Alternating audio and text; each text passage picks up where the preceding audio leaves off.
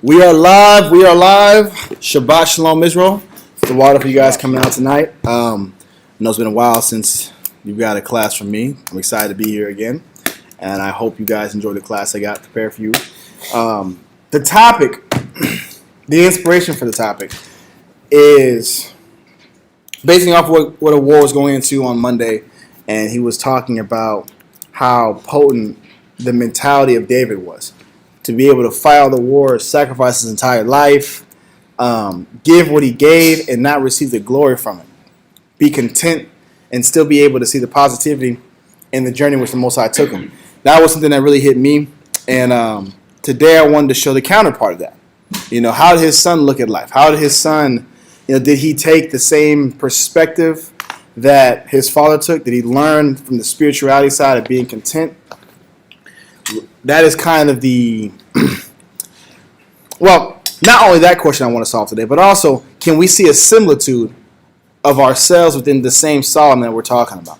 So the title of the class is called The Psychology of Israel Through the Life of Solomon. The psychology of Israel, the mentality, the ebbs and flows, and how our ebbs and flows mimic the same ebbs and flows that Solomon did. We understand the end of the story. We understand that Solomon ended up being wicked and introduced a lot of folly into Israel. We understand that. But he wasn't always that way. And what steps or what things happened in his life to make him start regressing in the spirit? Same question we have to ask ourselves. What things happen in our lives, or what perspectives do we choose to play with to make us regress in the spirit, to make us renege in our spiritual oaths? So, to start it off, let's go to 2 Corinthians chapter 13, verse 5.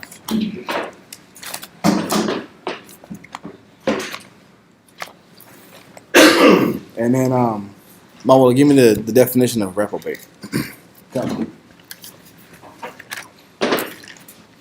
Corinthians chapter 13 and verse 5. Yep. Examine yourselves, whether ye be in the faith. Prove your own selves. I always like this verse because the Most High is essentially leaving the evaluation of your salvation to yourself. What do I mean by that? He's giving us the tools. He's giving us the understanding. He's giving us the access to the counselors, the access to great examples around us. He's given us all these different things as measuring tools to see where we stand in the spiritual sense. Do I stand up to the great men and women of the Bible? Do I even stand up spiritually, consistently, discipline-wise, to the great examples I see every single day? This is what it means to examine myself every day, whether I be what? Read on. Examine yourselves, whether ye be in the faith. If I'm in the faith or not. Or am I starting to slip? Am I starting to lose it? Read on. Prove your own selves. Know ye not your own selves? And this is the question. Do we not know our own selves? Our own tendencies? Our own spiritual deficiencies? The things in us that we know could take us out of the truth. Those small issues that if we're given time, we're given the proper nourishment, the proper carnal nourishment, would lead us off the spiritual cliff. He says, you know yourselves better than anybody. And you read Ecclesiasticus, I believe, it was 37 and 16. It talks about how a man will know himself more than 7 watchmen. If you're being honest. If you're being honest with yourself, you know what parts of me is dislikable in the eyes of the Most High.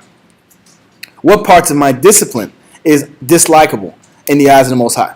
What parts of my dedication is dislikable in the eyes of the Most High? We know ourselves better than anybody else around us. All people can do is just point out the obvious. But the obvious, you've been known about yourself for many, many months and years before anybody said anything.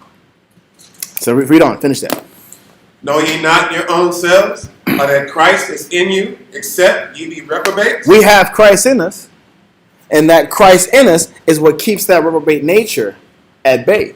It keeps that uncontent spirit that we have at bay. It allows us to fight ourselves every single day. But that doesn't change the fact that we're all born with a reprobate nature. Give me that reprobate. Reprobate. Which part? The first, not enduring proof. Okay. Not enduring proof or trial. Not of standard purity or fineness. Actually, there was a point that what's his name brought out. Yeah, you got it right. Yeah, it was Amiat and Karai's point they were talking about this morning when it goes into reprobate. Read that one more time again. Reprobate in the 1828 Webster Dictionary. Point 1. Not enduring proof or trial. Not of standard purity or fineness. Disallowed. Rejected. What you got right there? So reprobate in the John Rand Compact Bible Dictionary. Mhm. Reprobate. The basic idea in reprobation is that of failing to stand the test. When applied to man's relation to the Most High, it suggests moral corruption, unfitness, disqualification, Yep. all arising out of a lack of positive holiness. And that's the point I wanted to talk about because that's going to be the focal point in this class. The lack of our positive holiness. That's outlook. That's perspective on the truth. What we're going to find out when we're reading the story of Solomon, his perspective on the truth, his sourness to the truth, was what got him eliminated from the grace of the Most High, which is what made him become an enemy in the eyes of the Most High. His sourpuss attitude, his negativity, his frustration with the work, his frustration with the labors that he had to do to maintain the work he had in front of him, to maintain the things he had in front of him, is what made him distasteful in the eyes of the Most High. So when we're looking at reprobate, we're looking at that side of us, that uncontentment side of us, that we've been keeping at bay with the reading, with the studying, with the dedication. But the second we stop keeping it at bay, that comes back out again. And now we're falling out of grace. Now we're falling out of favor. So I don't want to talk too much out of it because the scripture is going to prove the point. But let's get Ecclesiasticus in the Apocrypha 37 and verse 27.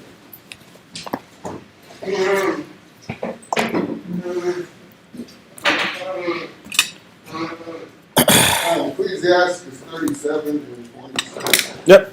Ecclesiasticus 37 and verse 27. Read that. My son, prove thy soul in thy life. So our entire journey, what we should be doing as Israelites, as people that are dedicated to a new life, we should look at the old things, the old actions, the old perspective we used to do before coming in the truth, and the new actions, the new perspective we have while being in the truth, to analyze what parts of my life, my decision-making process get me in trouble. Is there a pattern? Is there a certain set of thought process that I entertain that cause me to make the same repeated mistakes over and over again? This is what it means to prove yourself in your life. Your entire life should not just be a thing you run through and look up and you're now 20 years old later, or you're 20 years older, or you're 30 years older, and you have no recollection of what was going on or what happened in the last 20 years. It shouldn't be a college experience where you just forgot. The college just blew by. Life just blew by. You look up and you don't know what happened. It should be analyzed every year, every moment, every mistake should be analyzed. Why did this happen? How did this happen? How did I end up in this circumstance? How did I let that reprobate side of me come out and cause me to make this said mistake or make this said decision? This is what it means to prove yourself as you're going through your life. Read on. God, my son, prove thy soul in thy life, and see what is evil for it, and give not that unto it. And don't continue to make the same decisions. Talk to the same individuals. Put yourself in the same areas, environments that cause you to make the same carnal mistakes over and over again. This is a job. This is a very laborious job. I'm going to keep using the word laborious because it's hard to always be conscious of the decisions you're making. It's hard, and it takes a lot of humility to keep looking back at all the mistakes, all the decisions, and figure out where I was wrong at, and work your darndest to never do it again. That's a very challenging and laborious thought process, lifestyle. But the good thing is, when you're in these doors, when you came in here, you've got the zeal to back it up. You've got the motivation to go through it. You've got the support system around you to push through this and to push through the uncomfortable feelings of the recollection and to push through the hard times. You have that power while you're in the zone. So did Solomon. Solomon had the support system. He had the counselors. He had the understanding. He had the examples. But how did he also fall back into his negative nature, his reprobate nature, while having all of these resources readily available? How do we fall back into this reprobate nature, having all these resources readily available, understanding where we go wrong, understanding how to prevent it, but still doing it anyway? This is the question we're going to try to figure out today. So, give me 1 Corinthians 28 and verse 9. 1 Corinthians chapter 28. Oh, my fault. 1 Chronicles, my fault. 1 Chronicles, chapter 28 and verse 9, Old Testament. 1 Chronicles chapter 28 and verse 9. Yep. And thou, Solomon, my son, know thou the power of thy father, and serve him with a perfect heart and with a willing mind. For the Most High searcheth all hearts, and understandeth all the imagination of the thoughts. The Most High understands who you are when you come in these doors. He understands your immediate deficiencies. He understands that side of you that's unagreeable, that side of you that's not pure in love, that's not pure in consideration, that's not content, that reprobate side of you. He already knows that side of you. So his job is to purge that side of you out. He's going to put you in circumstances, going to put you around people to keep calling that side of you out to help you fight it better. Read on. If thou seek him, he will be found of thee. The more you seek Christ, the more he's going to purge out that reprobate side of you. That's what it means to be found of you. I'm going to expose more of you so you can be cleaner. You can be pure for me. This is what David is telling Solomon. The more you seek the Most High, Solomon, that side of you that's hidden, that nobody knows about, is going to reveal its ugly head for your benefit. So you can purge it. He read. But if thou forsake him, he will cast thee off forever. The question is, how do we forsake the Most High? Anybody have an idea? What you got? Like when maybe a commandment of his comes in the way of how you like to do things. That's an aspect of it. And, Yeah. and maybe that can separate you from the love of Christ. I think that you're on something there. Because was it the commandment that you chose not to follow? Or that you broke? Was that the beginning of your fall, so to speak? Was it right there and there when you got a commandment to go clean the bathroom? And you're like, I don't want to do that one. That's not happening. Yeah. Is that when you sinned? Or was it the fact that you already didn't have the particular mindset ready, available, willing? Like you said right here, have a willing mind. Willing mind means moldable. Right. I've already lost my moldable mindset. So now that I've got the news, do something that I'm not really willing to do, now I've fallen out of line with the Most High. What you got, Sam? Being prideful. Come. Pride is a huge part. Just want to do you. Come. You actually know better. You already been taught. You want to just do you. One to you regardless because you're just him. Because your answers mean more than the mindset and the direction the Most High has got for you. Give me Isaiah 58, verse 1 through 2. We're going to find the answer. What does it mean when David said to Solomon, if you forsake the Most High, he will cast thee off forever. How do we forsake the Most High? What was he really warning us against?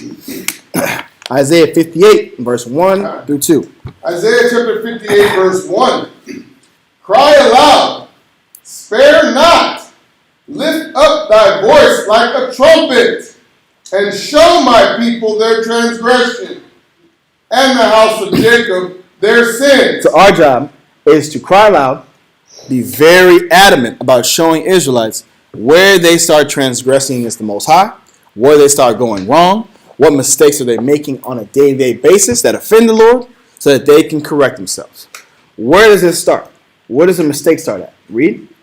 Yet they seek me daily, and delight to know my way. So what we're finding out is, we're finding out what character traits, what perspectives is the Most High looking for us to do for him. He said what? What was the first thing? Yet they seek me daily. The seeking of him daily. Does anybody know why it's so important to seek the Most High daily? Anybody at all? Because we forget fast. One, we have so many other spiritual forces trying to take us off that path. When we get on that path and we start putting our efforts toward the Most High, there's so many things that start coming up against us in their job or their efforts to try to take us off the path of righteousness and throw us off and steer us in a different direction. Okay. Let me ask you this. Anybody married? Anybody have a family? Have a relationship? If you're not interacting with your wife or husband daily, what's going to happen in that household? Take a guess. Contention, you distance yourself. Yep. You almost become unrecognizable to each other. Strangers. You start making a lot of assumptions. Negative, That too. negative assumptions. The assumptions happen about like week one. I ain't seen you, like, you don't come home no more. What's going on? Now I can only assume what's going on. You're not coming home to me and talking to me no more. Right. So obviously, you're talking to somebody else. You like to talk. You like to have conversations. So if you're not talking to me, somebody else has your mind. It's called evil suspicion. That evil suspicion gets fueled because the relationship has gone cold. But it's the same circumstance and the same perspective that we would have with our wives or we would have with our husbands that the Most High has with us. If I'm not the focal point of your mind, then something else is. Something else has your attention. Something else has your love. Something else has your dedication, your time, etc. So that's the first reason why seeking Him daily was a requirement. To please Him, to delight the Most High. Read on. Verse 2. Yet they seek me daily and delight to know my way. What was the second part? And delight to know my way. Do you have a passion to learn the Most High's ways? Solomon, you need to have a passion to learn the ways of the Most High. Not only seek Him, it's not one or the other. I seek you every day, but I really don't have a passion for you. I have a passion for you, and I seek you because I love you, and I care about you. Read on. Middle of 2. As a nation that did righteousness. Because this is what classifies a righteous nation. A nation that seeks the Most High daily and enjoys and delights the works and the labors they do for the Most High. This is the righteousness that He's looking for us to repeat, to follow. This is how you stay in alignment with the Most High. Read on. And forsook not the ordinance of their power. But if we're not doing this, then what are we doing to the Most High? Forsaken. We're forsaking the Most High. The ordinance are His requirements. Combined it somewhere else. He's on something else. The ordinance are His requirements. This is His requirements. Seek me daily, delight in my ways. Learn my ways. Solomon, if you're going to have a great life, you're going to have a great kingdom, seek the Lord's ways and delight in what you do every single day. Was the mistake, the sin, the major qualification? That's part of it. But how about one of the biggest sins? We don't like what we do every day. We don't like the labors that it takes to maintain a spiritually minded mentality, a spiritually minded vessel. Because the labors, the day-to-day labor, is more strenuous than the carnality life.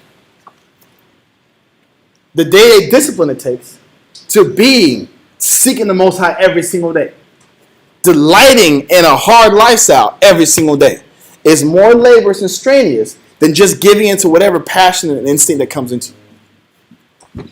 This is the conflict you're going to start seeing when it comes to Solomon, why he starts speaking differently. From being trained and taught from a young age how to serve the Most High, to all of a sudden having second thoughts. This is vanity. This is a waste of time. It don't got to be like this. Why don't you give your mind to this? Let's give our mind to that. You start seeing the change in his perspective as time goes on, but we're starting to get a glimpse on why. So, finish that off and we'll jump verses. Into verse 2. They ask of me the ordinances of justice. They take delight in approaching to the Most High. You see how important delight in serving the Most High is? He said in the same sentence. Do you take delight in approaching the Most High? Delight in serving, delight in asking more questions, delight in asking how to get closer to the Lord? We got to keep that thought process in our mind. And also understand, if that's not where you're at, that's that reprobate side. This is a self-evaluation class. I love doing these type of classes because it puts us in, it allows us to see ourselves in the character of biblical characters or in the life of biblical characters and measure, are we in the winning side of this spiritual battle right now? Are we kind of tapering off? If I've lost my delight, you know where you're standing right now in the eyes of the Most High. If you wake up every day and you're questioning why, you know where you're standing right now. This is why we're going through these verses. So let that go. Let's get back into. I was gonna say, a while I brought out a class. It was a 3-part class. It was called Fear, Yep. Joy, and Delight. Yep. The fear is like when you first start and you start knowing the Most High's ways. Like, oh, if I don't do this, I might get stung. Or if I don't do this, then I want to acquire this particular virtue. And then the joy, you start enjoying what you like to do day in and day out. Come. And then there's that delight. Delight is a more permanent pleasure than Yep. joy, not dependent on sudden excitement. So it's not the things that excite you, like, oh, I'm learning something new. It's just a day-to-day thing, day in and day out. Creating those good habits, doing away with the old habits. Creating new customs. I love what you said because you said the definition of delight was a permanent.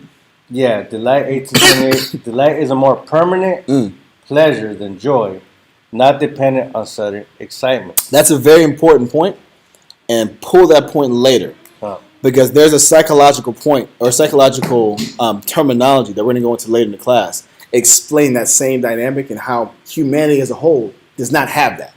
Humanity as a whole has a set happiness rate. They have a set level of, or their equilibrium, so to speak, in happiness. And what we're going to find out is, regardless of the change in your circumstance, you're going to go back to that same equilibrium. It's a blessing and a curse because you'll never be too sad for too long. If you give it time, depression goes away. It gets reestablished. It doesn't go away, but your happiness or your sadness won't be as low forever. If a death in your family happens, you'll have a super low point, but eventually you'll level back out to a certain consistency. But the same thing goes for when good things happen in your life. You might be super, super high, super, super happy, super, super elated, and all of a sudden, things kind of taper back off again. It's like another day. We're going to talk a little bit more about that in a little bit. But just understand, delight is a high level of contentment. He says it's not changing. It's not changing by positive situations. It's not changing by new circumstances. You're just always at this level of happiness. How about the Most High wants us at that level all the time? Yeah. If things go bad, you can still find good in it. You're still right back level again. Things go really good for you, that's cool, but you still go right back at your level content level. Your level content measurement. Keep that thought process in your mind because this is going to be the driving point for why even a man like a Solomon could have it all and still be so angry. Yeah. Still be so depressed. Still be so vexed. What you got? You call that being in the light or the light? That's delight. That's being in Light? delight. Like sunny the- delight. Delight. Delight. Oh, Delightful okay. experience. Oh, okay. Experience. Delightfulness. This is the delightful spirit. Sunny delight. It's the same delight. Exactly. The delight is the spirit, is what the Most High keeps telling us He likes about us, or He wants us to have. Delight in approaching God. Delight in the ordinances. Delight in asking questions. He wants you to be happy at a high happiness level. Not okay, not satisfactory, not. Can you be delightful in serving the Most High all the time? So, let's go back to 1 Chronicles 28 and verse 10 through 11. 1 Chronicles chapter 28 and verse 10. Yep. Take heed now, for the Most High hath chosen thee to build an house for the sanctuary. Be strong and do it. Then David gave to Solomon his son the pattern of the porch. So, the Most High blessed Solomon with the opportunity to do something special for him, to build a house to hold his name. He gave him a stabilized kingdom. He gave him peace all around. He gave him money, riches, fame, anything a man could want, and more. Read on, verse 11. Then David gave to Solomon his son the pattern of the porch, and of the houses thereof, and of the treasuries thereof, and of the upper chambers thereof, and of the inner parlors thereof, and of the place of the mercy seat. So Solomon didn't have to think about anything. He didn't have to worry about anything. Everything was just handed to him. Here's the plans. Here's the construction setup. Here's the materials left. Here's the money you need to finish the job. Everything you need to do is already been set up for you. All you gotta do is just give the order, get the green light, and it'll fall right into place. That was how set up Solomon was. That was how blessed Solomon was. Let that go. Let's go to Kings. Oh, wow. I think it's 1 Kings. Let's go to 1 Kings 6 and verse 11 through 14. I didn't put the 1 or 2, but I'm assuming it's 1. Yeah. 1 Kings 6 and verse 11 through 14. 1 Kings chapter 6 and verse 11. And the word of the Most High came to Solomon, saying, concerning this house which thou art in building, if thou wilt walk in my statutes, and execute my judgments, and keep all my commandments to walk in them, then will I perform my word with thee, which I spake unto David thy father. So the Most High is pretty much giving him the layout. If you follow the pattern that your father set for you, if you keep his perspective, you keep his dedication, what you got in front of you will last forever. Not only for you, but the entire nation. We'll keep this ball rolling. All right? Read on. And I will dwell among the children of Israel, and will not forsake my people, Israel. So Solomon built the house and finished it. So Solomon built the house. He was in alignment. And what we're about to read right now, let's go to Wisdom of Solomon 7 and verse 7. What we're going to read right now is he did initially have that zeal necessary, that fight necessary, that love, that desire necessary. He had all of that to finish the work and maintain the kingdom and the blessings that was left behind him. Wisdom of Solomon 7 and verse 7 through 10. Wisdom of Solomon, chapter 7 and verse 7. Wherefore I prayed, and understanding was given me. I called upon the Most High, and the spirit of wisdom came to me. I preferred her before scepters and thrones, and esteemed riches nothing in comparison of her. Neither compared I unto her any precious stone, because all gold in respect of her is as little sand, and silver shall be counted as clay before her. I loved her above health and beauty, Man, and chose to have her instead of light. what is he talking about? What does this sound like? It sounds like Solomon is what with wisdom? In love. In love with wisdom. It sounds like the only desire, the only passion, the only motivation to wake up every single morning was to get closer to the understanding of the Most High. To learn more about what pleasures, what likes the Most High has, and how he can acquire more of this spirit that he is in love with, that he is infatuated with. Keep reading. Verse 10. I loved her above health and beauty, and chose to have her instead of light. For the light that cometh from her never goeth out. So the point is, in the spirit in which we should be patterned. Because although we have the negative side of what Solomon was and became, we can't deny that how he started was an example that we should pattern our lives after. We can't deny a man that sit here and chooses wisdom and the wants and the passions of God over his own health and his own beauty is not a valuable trait to have. Is that not what we're aspiring for every single day? You think if we cared about our health that much, we'd be lifting heavy shit every day? Excuse my French. Excuse my French. Let's slip that one. If I care that much about my beauty, my health, you think getting 5 hours of sleep is really good for my face? It's not good. I'm aging faster than my age actually is. So is it about my health, about my health, my beauty? Is it about the money? Is it about the thrones? Like Solomon, our desires have been focused into what the Most High wants for us. The community he wants us to have. The brotherhoods, the sisterhood, the bonds he wants us to have. The understanding he wants us to have. That's what the focus has been in our particular lives. But this is how Solomon also thought. Let me make this the priority. Let me make this the focus. Let me make this my delight. This my happiness. So, this is how he started. This is how a lot of us start as well. Give me Proverbs 19 and verse 8. However, although he started like this, although we've started like this, we still, for some reason, have tapered off. For some reason, he's still tapered off. And we call that bright eye and bushy tail. Bright eye and bush tail and the truth, exactly. The challenge and the conversation we always have is how can I keep igniting that fire? How can I maintain that motivation? I might get a 2-week fire to want to read the Bible every single day. Then all of a sudden, gone. Now I'm calling again. How do I get this back? How do I get this motivation? What Solomon is saying is, I always was in the state of mind. I had the delight to serve the Most High. So, we're at Proverbs 19 and verse 8. Proverbs 19 and 8.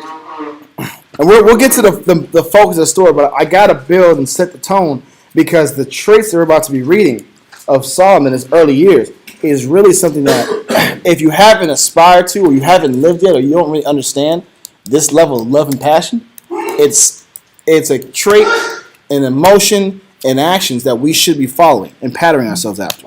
Because this is truly great. His love and his dedication to the word was truly great. Give me Proverbs 19 and verse 8. Proverbs 19 and 8.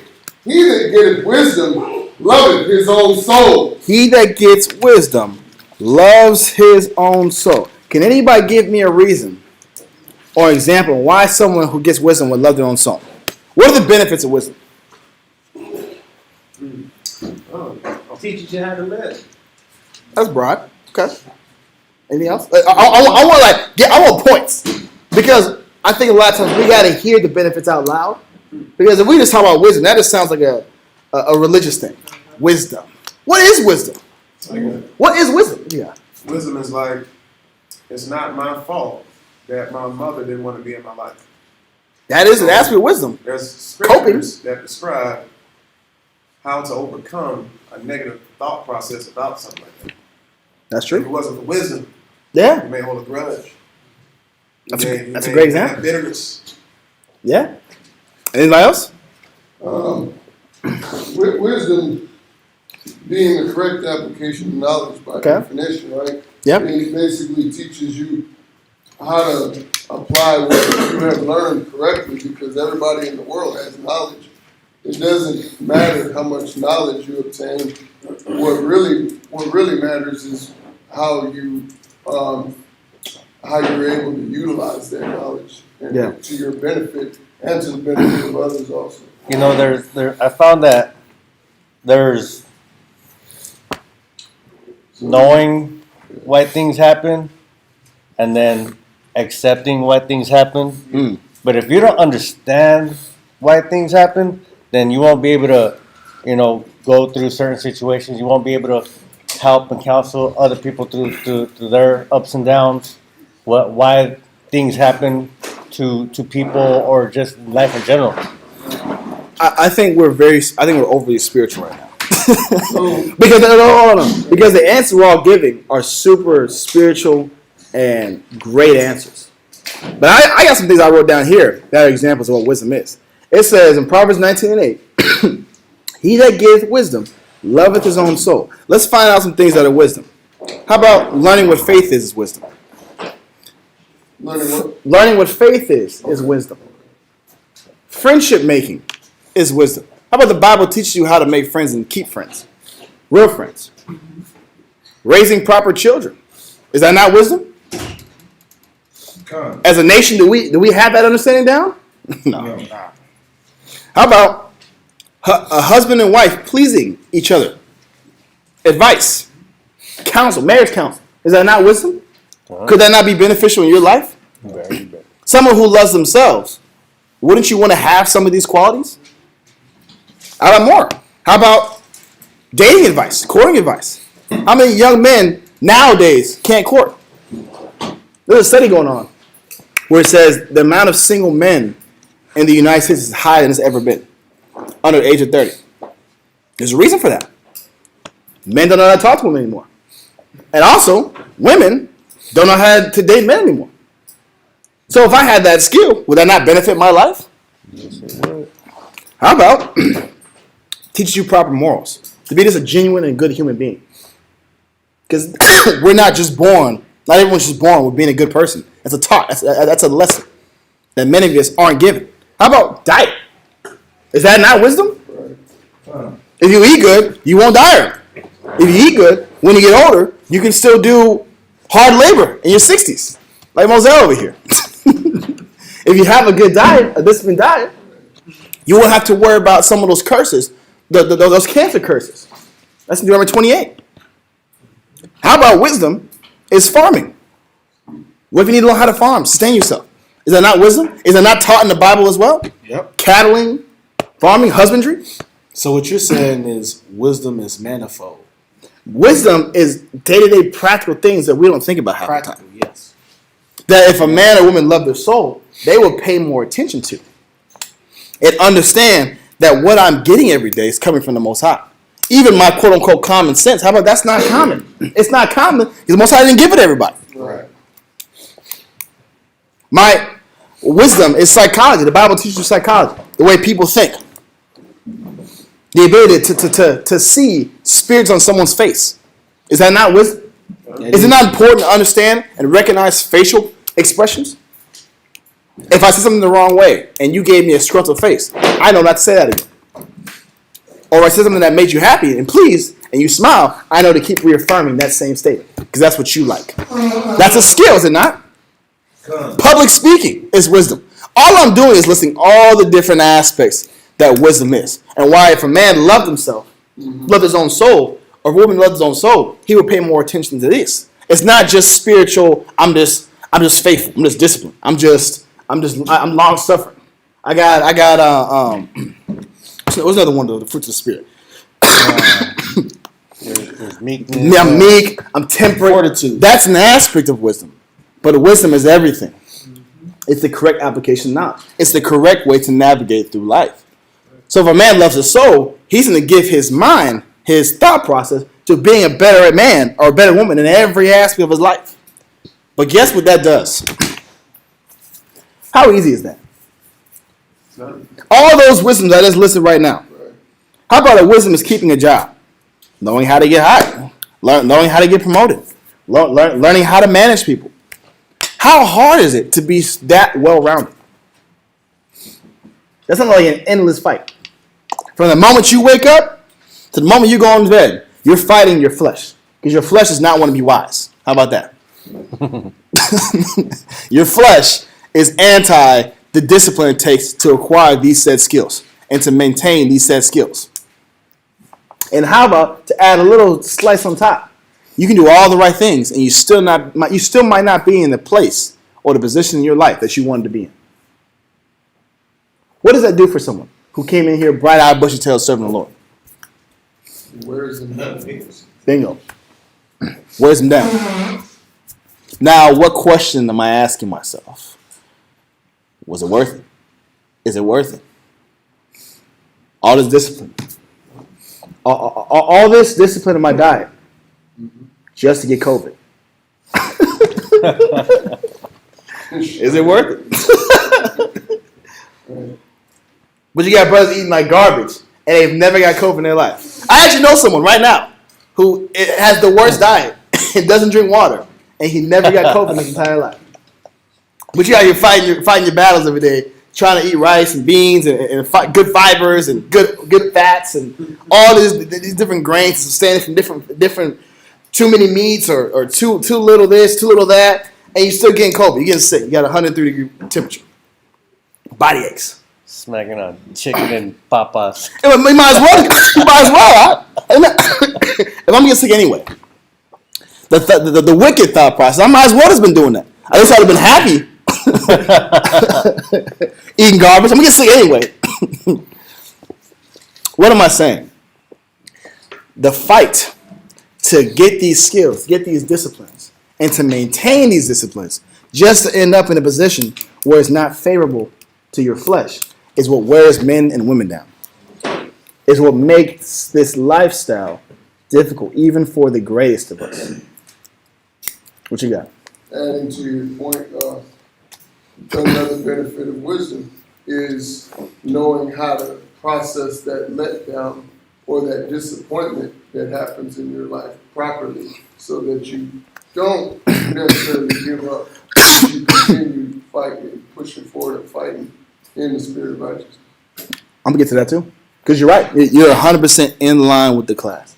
How do I navigate not getting what I thought and what I dreamed of as a child? I used to have a diary. Anybody seen Diary Wimpy the Kid?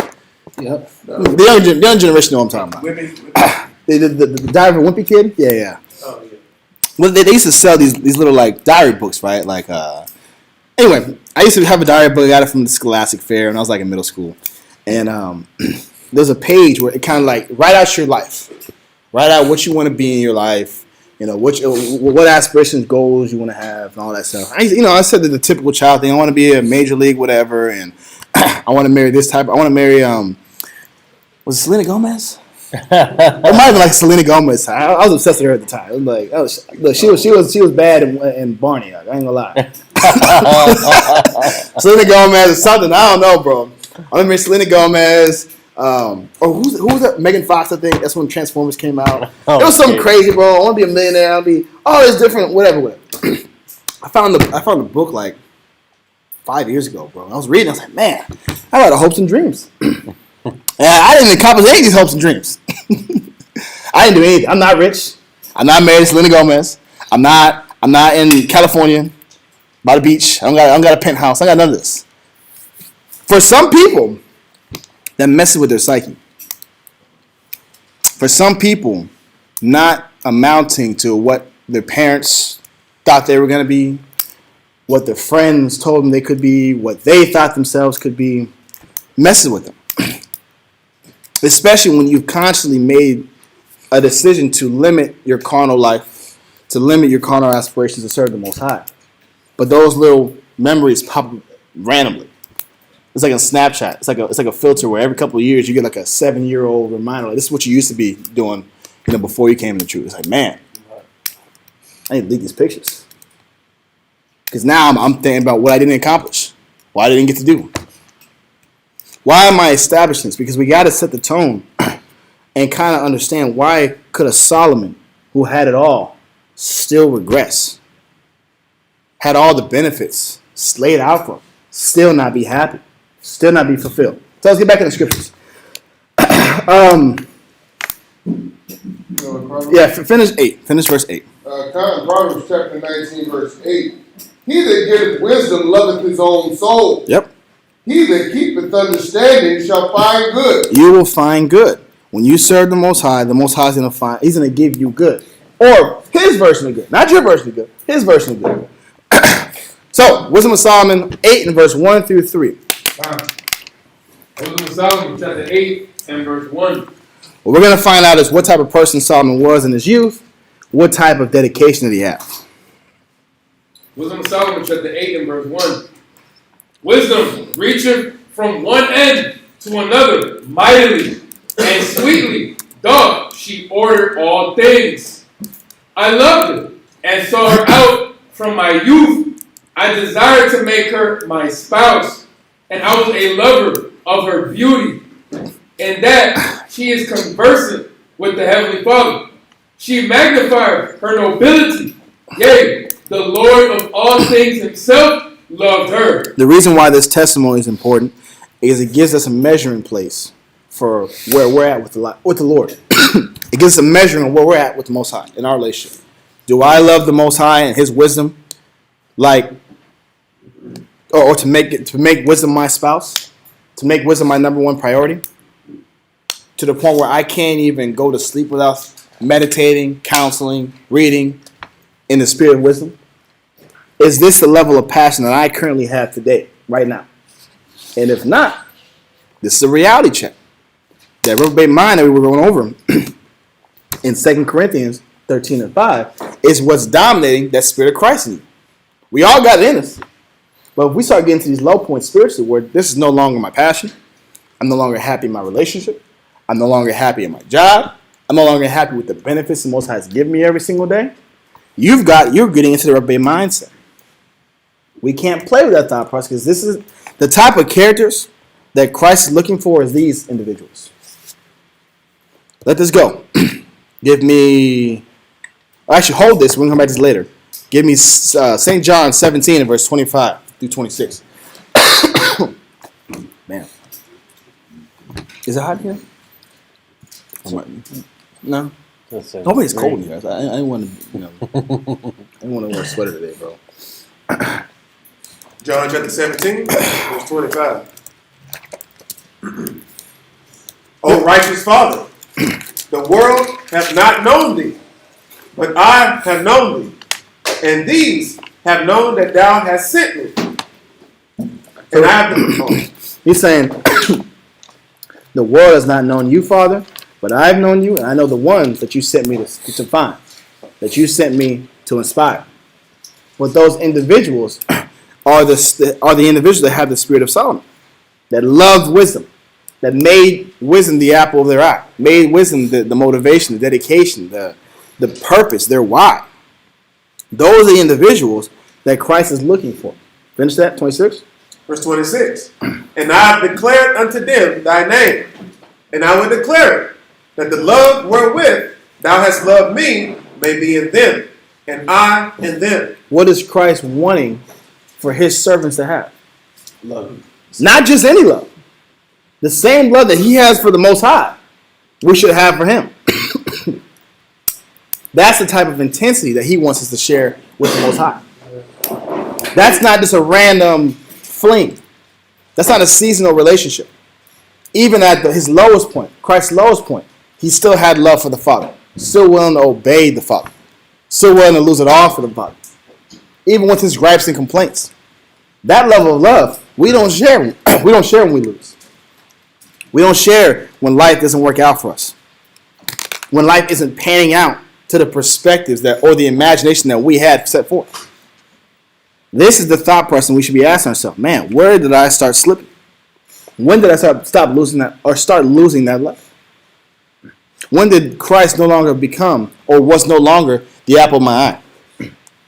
Let that go. Let's go back to Wisdom of Solomon 8. Man. 8 in verse 7. No, Wisdom of Solomon 8 and 7. And we're going to jump to 16 through 18. And if a man love righteousness, her labors are virtue. So if you love righteousness, if you love wisdom like you're supposed to, those virtues that we listed out, all those abilities, if you love your soul, you're laboring to acquire all these abilities. To acquire as many skills as you physically and spiritually can do. So it's a lifelong labor. It's a lifelong grind, which means there's no stopping. There's no breaks. Because when you stop, when you break, you start regressing. You start losing those skills. Keep reading.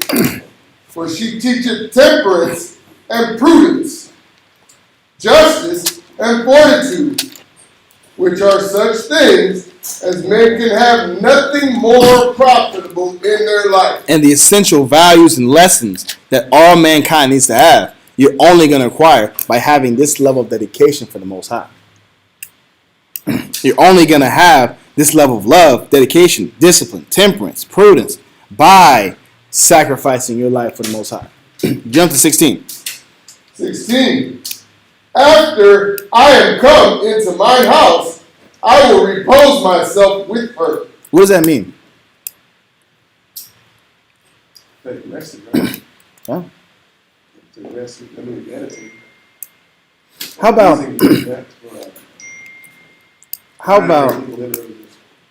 why is it so?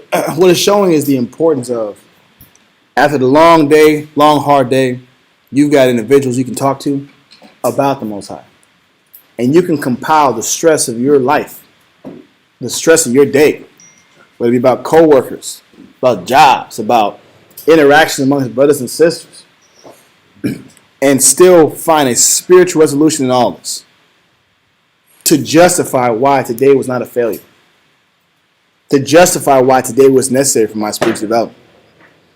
Take a bad circumstance and still find a positive way of looking at it. Instead of this job being the worst job in the history of jobs, this job is teaching me life lessons on how to serve. Instead of this boss is the worst boss ever, how about I need to be a better servant? Instead of my day just being so hard, how about the Most High was teaching me long suffering? He was tempering me. He was building my endurance. Do we reason like this when we come home? A lot of times, no. What Solomon is saying, his way of operating, when he comes home, his first thought process is, let me compartmentalize this day in a spiritual format. Let me find the spiritual lesson in this day, so that I can keep going back the next day and maintain my delight for the Lord. So the good and bad that's happening in my life is always going to be spiritual, which is always going to be good, which is why I'm always delightful. Hebrew? God, verse 16 again. After I'm come into mine house, I will repose myself with her, for her conversation hath no bitterness. You see that? If I'm reposing myself, if I'm resting in the spirit of discipline or wisdom as I come home, regardless of what happened in my day, it's not going to be a bitter conversation. When I'm counseling with my husband, when I'm downloading with my wife, I'm not going to give her the impression this day was a failure. This day was a loss. This day was worthless. There was no point in this. I'm going to find a way. Look, you know what? It was tough. It was difficult. But this was the good parts about it. Or this is why I needed this right now in my life, because I was falling off. This is a positive conversation to be having. This is how Solomon was navigating his day-to-day spirit. Do we navigate our day-to-day spirit in the same way? And in the world, we have those sayings. There's the other side to the coin. You got to learn how to flip the script. These are things that we say in the world, but biblically, it sounds more challenging, but it's actually not. Well, how about it is as challenging in the world as it is in the truth? Yeah, there's a learning curve to it. Yes, because to come home every day and still find a positive in the most stressful day of your life, I'm not saying that's easy. I'm not saying you work for 16 hours that day and you got dishwasher water splash in your mouth and you stepped in dog poop and you got a speeding ticket that day and Karen's cursed you out and the brother made you feel some type of way because he checked you because you weren't moving fast enough. I'm not saying that's easy to sit here and be happy, go lucky, and be the most smileless brother out here in the world when you come home. What I'm saying is, after you've counseled about it, the purpose is I'm counseling to get the frustration off of my chest. But as I'm talking about the frustration, the bitterness should leave me if I'm in a spiritual mindset. It was like Dayal gave us an assignment years ago. He told us to buy a journal, buy a notebook, and write all your complaints. He said, if you had a problem with a brother, write in a notebook and write 10 scriptures on what that brother did wrong to you. I remember it was a time situation where this brother really offended me, and I went in my car. I just went writing away how this ex-brother ticked me off. First verse, Elisha, you're full of it. Second verse, Elisha, why are you so angry? Third verse, you need to have more compassion. He made a mistake. You're not perfect either. This was the verse that kept popping in my mind as I'm trying to vent and vex spiritually on why this brother's a dirtbag. Just to find out I'm the dirtbag. Because why am I so negative? Why do I have such a disdain for this person? So what happened in my conversation? When the elders called me, hey, what happened? We were both wrong. I was wrong too. Yeah, he did this, but I shouldn't have said that. It didn't help. It didn't. I had a flame to the fire. I did. I didn't spit on it. I kind of blew on it a little bit. I kind of fanned it a little bit. That's all me. I can admit that. But it took me writing it out. I only got to like verse 3 before I realized, okay, I'm really full of. Like obviously, there's no verse that's going to defend my negative perspective over a brother who made a mistake. Was he malicious? I can't say he was malicious. Was he foolish? Sure, he made a foolish mistake. But does that mean he's a bad guy? No, he's not a bad guy. Did I have to be angry at him? No, he didn't have to be angry at him. This is what it means to repose with wisdom. Yep. I was forced to repose with wisdom. I didn't want to. I wanted to repose in carnality and nigger wisdom. But it didn't work out that way. because the platform that I was doing it was not carnal. It was all spiritual. Write 10 verses to show why his brother was off. That's an oxymoron. That don't make any sense. How can you write verses to show how someone's just so wicked? If you're in the spirit of Christ, you can always flip the script. Yeah. And in a, when you go out home and you repose yourself in a control setting, it tends to be a lot easier. But in real time, Mm-hmm. how do you are you reactive? Are you proactive? Or do you react or do you respond with positivity? Do you have those scriptures in mind? And it's a choice. Again, all we're going over is to live in wisdom is a choice. It's a conscientious effort every single day. From the diet you choose, every day when you pass by Krispy Kreme, when that red light's on, do you stop? There's many years I did not. I saw a red light going on? Look, there was many years where if I saw a red light, I'm stopping. I'm getting my free donut. Oh, that's what it is. The red light Krispy Kreme, if there's a red light, I'm getting my free donut. And if it's warm enough and it's soft enough, I might get 6. They melt in your mouth. That's the problem. They melt. That's how they get you. From the smallest discipline of not stopping at that red light, that red Krispy Kreme light, and choosing to drink water, because they say if you got the hungry feeling or emotion, you're probably just dehydrated. I don't like that answer. That answer don't make me feel good. So I'm gonna get my donut because that's gonna make me feel better. From the small discipline of not eating the donut to the discipline of when I come home, I choose to look at happiness. I choose to look at this day in a happy perspective. Why? Read on. Verse 16. After bitterness. And to live her hath no sorrow. Read on. Read again. We're at verse 16, correct? Yes. To live with her. And to live with her. And to live with her hath no sorrow, but mirth and joy. Does that mean you're not going to go through sorrowful things? No. But even through the sorrowfulness or the losses, I'm still in mirth and joy. I'm still delightful. Yeah.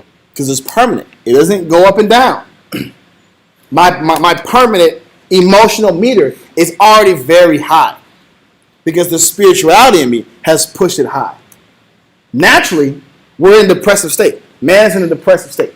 If I don't have Christ in me, I'm in a very low state. They can only be satisfied, or only be adjusted if I have bits and spurts of dopamine. If I don't got dopamine, I'm going to be like this all day long. My serotonin will be very low all the time.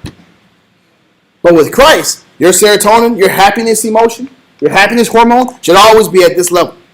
But that's a choice. That's what we're proving. That is a choice. Every aspect of wisdom is a choice. To be a good husband, that's a choice. To be a good friend, that's a choice. To be a good public speaker, that's a choice. It's dedication. You put work into it.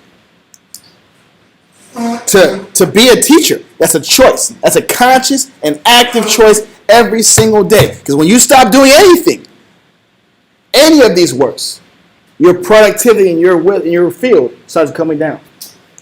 I stopped working on new recipes, then my cooking skills started declining. I stopped cooking, my cooking skills started declining. The other day I was trying to make some waffles and steak out, and I don't know what's going on with me, bro. For some reason, it might just be the burner, but I keep lighting the damn sign. Excuse me, the signs on in the house. Everything is smoky and it's black, and I burned some onions out. I was trying to You burn some onions. I was trying to caramelize some onions out. I got the wine out. He thought he was serving. I think it was the wine. The wine might have dried out. I had the oil first, then I put some butter in there.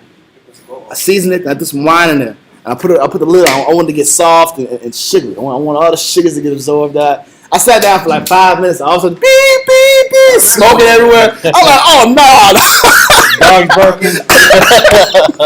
You gotta open the window. Bro, my steak was dry. There was no flavor no more.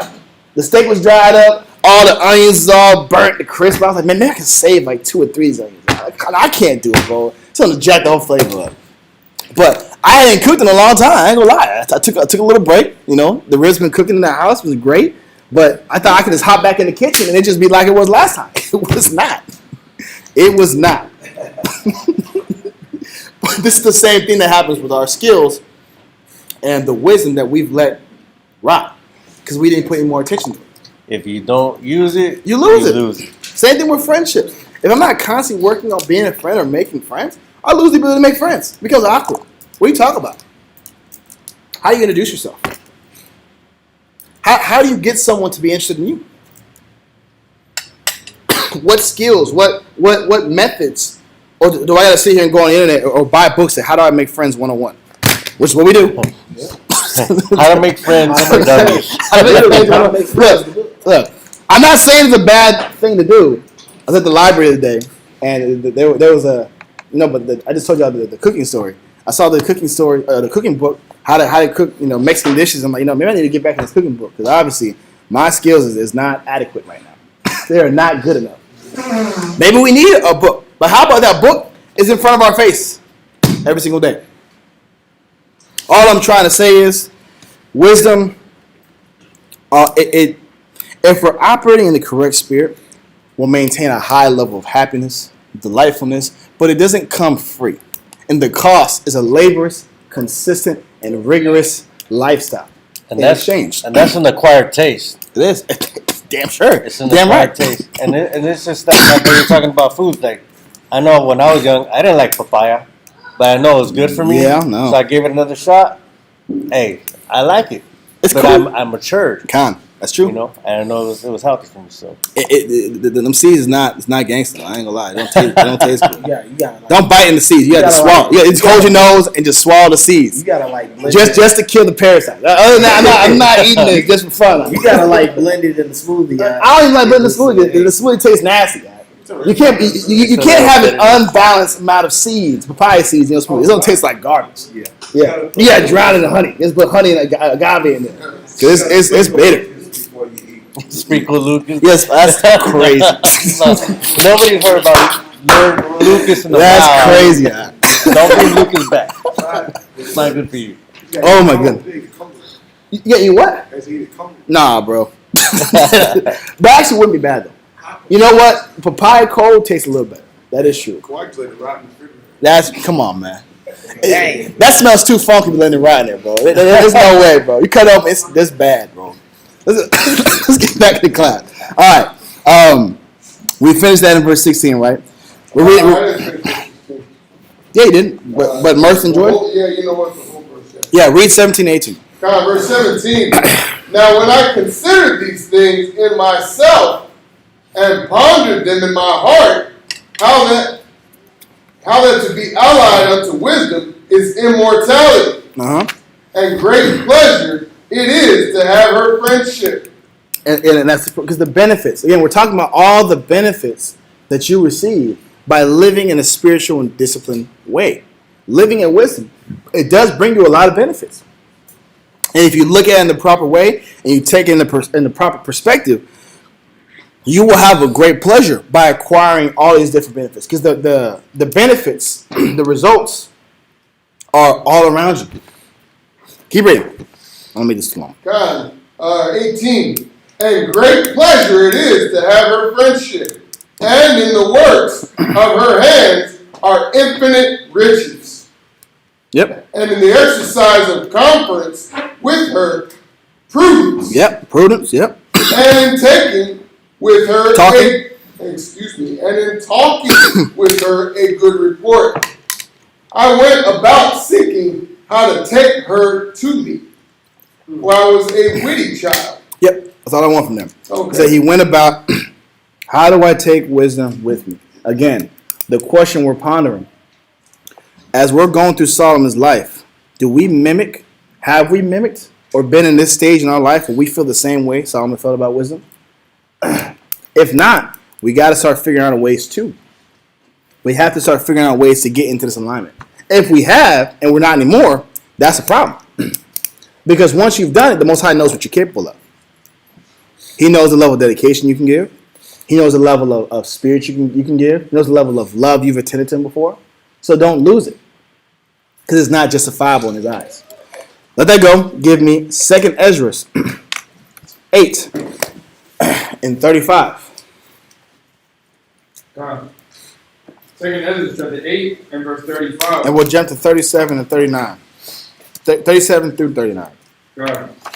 It says, for in truth, there is no man among them that be born, but he have dealt wickedly. And among the faithful, there is none which have not done amiss. I think it's important to go over this because we're not making Solomon to be this super extraordinary figure who was perfect. Because just like we have our flaws, we have reprobate nature, we make mistakes, and we're fighting every single day. Solomon was in the same boat as us. And he too had a wicked nature that he had to keep fighting every single day to be at the spiritual caliber that we're reading about right now. Now jump to verse 37. 37. Then answered he me and said, some things hast thou spoken aright, and according unto thy words it shall be. For indeed I would not think on the disposition of them which have sinned before death, before judgment, before destruction. What the Most High is saying is, my thoughts and my heart and my attention is not on those who lost their love for me before they died. The sin isn't what I'm focusing on. It's their disposition. It's their mindset. We've sinned from the very beginning. We're all sinners. But what is your disposition when you're making your mistakes? What is your disposition when you've made the mistakes? And how are you trying to regain favor with the eyes of the Most High? Next verse, 39. Verse 39. But I will rejoice over the disposition of the righteous, and I will remember also their pilgrimage and the salvation and the reward that they shall have. The Most High is looking for the disposition of the righteous. But what was that disposition, that mindset that the Most High was looking for from the very beginning? We just read that in that definition. In Isaiah 58:2, he wanted a delightful heart in approaching him. He wanted a mind that is dedicated, consistent, that seeks him daily, and delights in seeking him daily. This is the disposition that he's looking for. Because even in the mistakes you make, if I'm conscious of the Most High, I'm seeking him daily, and I delight in his works, I'm going to put the works in to correct the mistakes that I've made. That's why it's noteworthy. That's why it's righteous. Let that go. Give me Ecclesiasticus 49 and verse 4. However, although Solomon had all these tools, he had all these abilities, he had the examples, he was still not counted amongst the righteous of the kings. Why? Isaiah 49 and verse... Oh, my fault. Ecclesiasticus 49 and verse 4.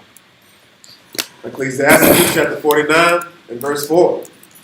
All, except David and Ezekias and Josias, were defective. Every king outside of those three, David, Ezekias, and Josias, were defective. Their dispositions were defective. So we've only read the good of Solomon. We've read the strong, the spiritual, the dedicated, the loving, the man that says, I want wisdom to be my wife. I want wisdom. I repose with wisdom. I repose with wisdom every single day. My conversation with her is not bitter. We've only read the good. We're going to start reading how his mind transitioned and start seeing the similarities between how our minds transition to where now we are considered defective in the eyes of the Most High. Finish that up. For they forsook the law of the Most High. Even the kings of Judah fell. So, Deuteronomy 28, verse 45 through 46. We're going to read a little more on this defective nature. What is this disposition that is so defective and so consistent amongst our communities? Deuteronomy 28:45. Excuse my cough, you guys. I made some bad food decisions before getting here, and I'm suffering for it. I did have some cake. I'm not going to lie to you. I didn't uphold my discipline, and now I've got to suffer the consequence. Read that. Deuteronomy. Deuteronomy 28:45. Moreover, all these curses shall come upon thee, and shall pursue thee, and overtake thee, till thou be destroyed. Why? Read. Because thou hearkenest not unto the voice of the Lord thy power, to keep his commandments and his statutes, which he commanded thee. And they shall be upon thee for a sign and for a wonder, and upon thy seed forever. Verse 47. Now, because thou servest not the Lord thy power with joyfulness. That was the point. That's what I was looking for. All these curses will come upon you. All those blessings, all the peace that you had will be stripped away from you, because as you're serving the Most High, you stop serving with joyfulness. As Solomon was serving the Most High, he stopped serving with joyfulness. He stopped serving with a perspective that was favorable in the eyes of the Most High. Finish that? John, verse 40, middle of 47. And with gladness of heart, for the abundance of all things. You stopped serving with gladness of heart. You've lost your delight in what the Most High can offer you. Hold on, you guys. I'm going to put this up. I forgot this. That's too late. Okay, so we're now getting a little glimpse of what could have been the cause for why Solomon lost his grace in the eyes of the Most High. What perspective he could have entertained to where now he is an enemy, or he is a failure product in the eyes of the Most High. So let's go to Ecclesiastes.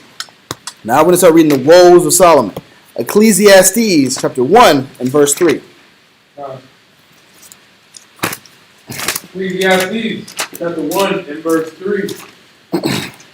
What profit have a man of all his labor, which he taketh under the sun? That's a dangerous question. If all I can do coming home is think about what is the purpose of of all the works that I'm doing right now, you're in a very dangerous place. That is the first instance that you've lost your ability to repose with wisdom, to repose with a positive perspective. If only thing I can see about my day is how bad and how vain and how much of a waste of time all these struggles, all this loss, all this hardship is, you're in a very dangerous spiritual position. Only the wicked say this. What's the profit of my servitude? What's the point of my dedication? Why do I got to go so hard? Why do I got to keep losing? Why can't I ever win? The wicked is playing with these conversations because they're no longer happy. They're no longer content with what the Most High has given them. Now, same book, chapter 2, verse 14 through 15. Wow. Oh, no. 2, verse 14 to 15, yes, and then jump to 17. Ecclesiastes chapter 2 and verse 14. The wise man's eyes are in his head, but the fool walketh in darkness. And I myself perceived also that one event happeneth to them all. So one of the reasons you can start seeing his mindset get very negative, his perspective get very sour, is it didn't matter in his perspective if you were the wise man who was always premeditating, who was always conscious of his actions, who was always spiritually or had spiritual integrity. That didn't matter, because if you were a fool that did what you wanted to do, lived how you wanted to live, had no discipline, no structure, you still were going to suffer in a similar way to that fool. He said, this is vanity. This don't make any sense. Read verse 15. Then said I in my heart, as it happeneth to the fool, so it happeneth even to me. And why was I then more wise? Then I said in my heart, that this also is vanity. Now let's put this in a perspective that's more common. We kind of mentioned it earlier. I'm doing all this working out, all this eating right, just to get the same sickness as a person that's eating pork, has no dietary regimen, has no moral regimen, no moral discipline. You get the same sickness, be in the same position as them. What will we tell ourselves then? What was the point? I busted my tail, gave the best of my years up, just to be in the same position as the person that did nothing towards his spiritual growth, nothing towards his spiritual discipline, and he gets the same rewards or the same benefits in life that I did. He got a car too. He was the party kid in school. He was a drug addict. He was the guy that that drinks life away, that was never serious about anything. I worked my tail off 10, 15, 20 plus years, and we're in the same exact position. Doesn't that infuriate our people? That envy starts rising up. Because then what was the point of all the hard work that I put into this life just to get no visible benefit out of it? Now, I'm doing quotations because there's a misconception about blessings. There's a misconception about a healthy body. There's a misconception about a house, a car that you got, a family that you got, a husband or wife you got. There's a misconception about that because we start playing with the idea that this is normal. How about a healthy body is not normal? A strong family is not normal. You don't have to have a house. You don't have to have a car. You don't have to have the resources to buy what you feel like you want to buy. These aren't necessary. When you're reading what's necessary in the Most High, there's raiment, salt, water, raiment, and food, right? And shelter. They didn't say what shelter. It didn't say what type of roof over your head. You said fire, right? Fire too. Something to keep you warm. That's what he promised. That's the bare minimum necessity you're going to get. All else fails. But when we start making life about comparing, contrasting, a big one right now is streamers. Streamers is a big one. You got people, individuals who, they didn't try in school. They're the class clown. All they did was put their face in front of a camera. They're making multi-million dollars. Just talking about absolutely nonsense, madness. If you watch their streams, they're just making a fool of themselves all day long. Yeah. But they're driving Lambos, Lamborghini Uruses, and they're starting fashion companies, and they're C-list, B-list celebrities now, and they've done nothing. Nothing that you probably couldn't have done yourself. This is the madness or the quote-unquote vanity that Solomon is talking about. What's the benefit? What's the point? Keep reading. Let's go to 17. Verse 17. Therefore, I hated life. Now what? Now he's what? Hating his life. I'm depressed.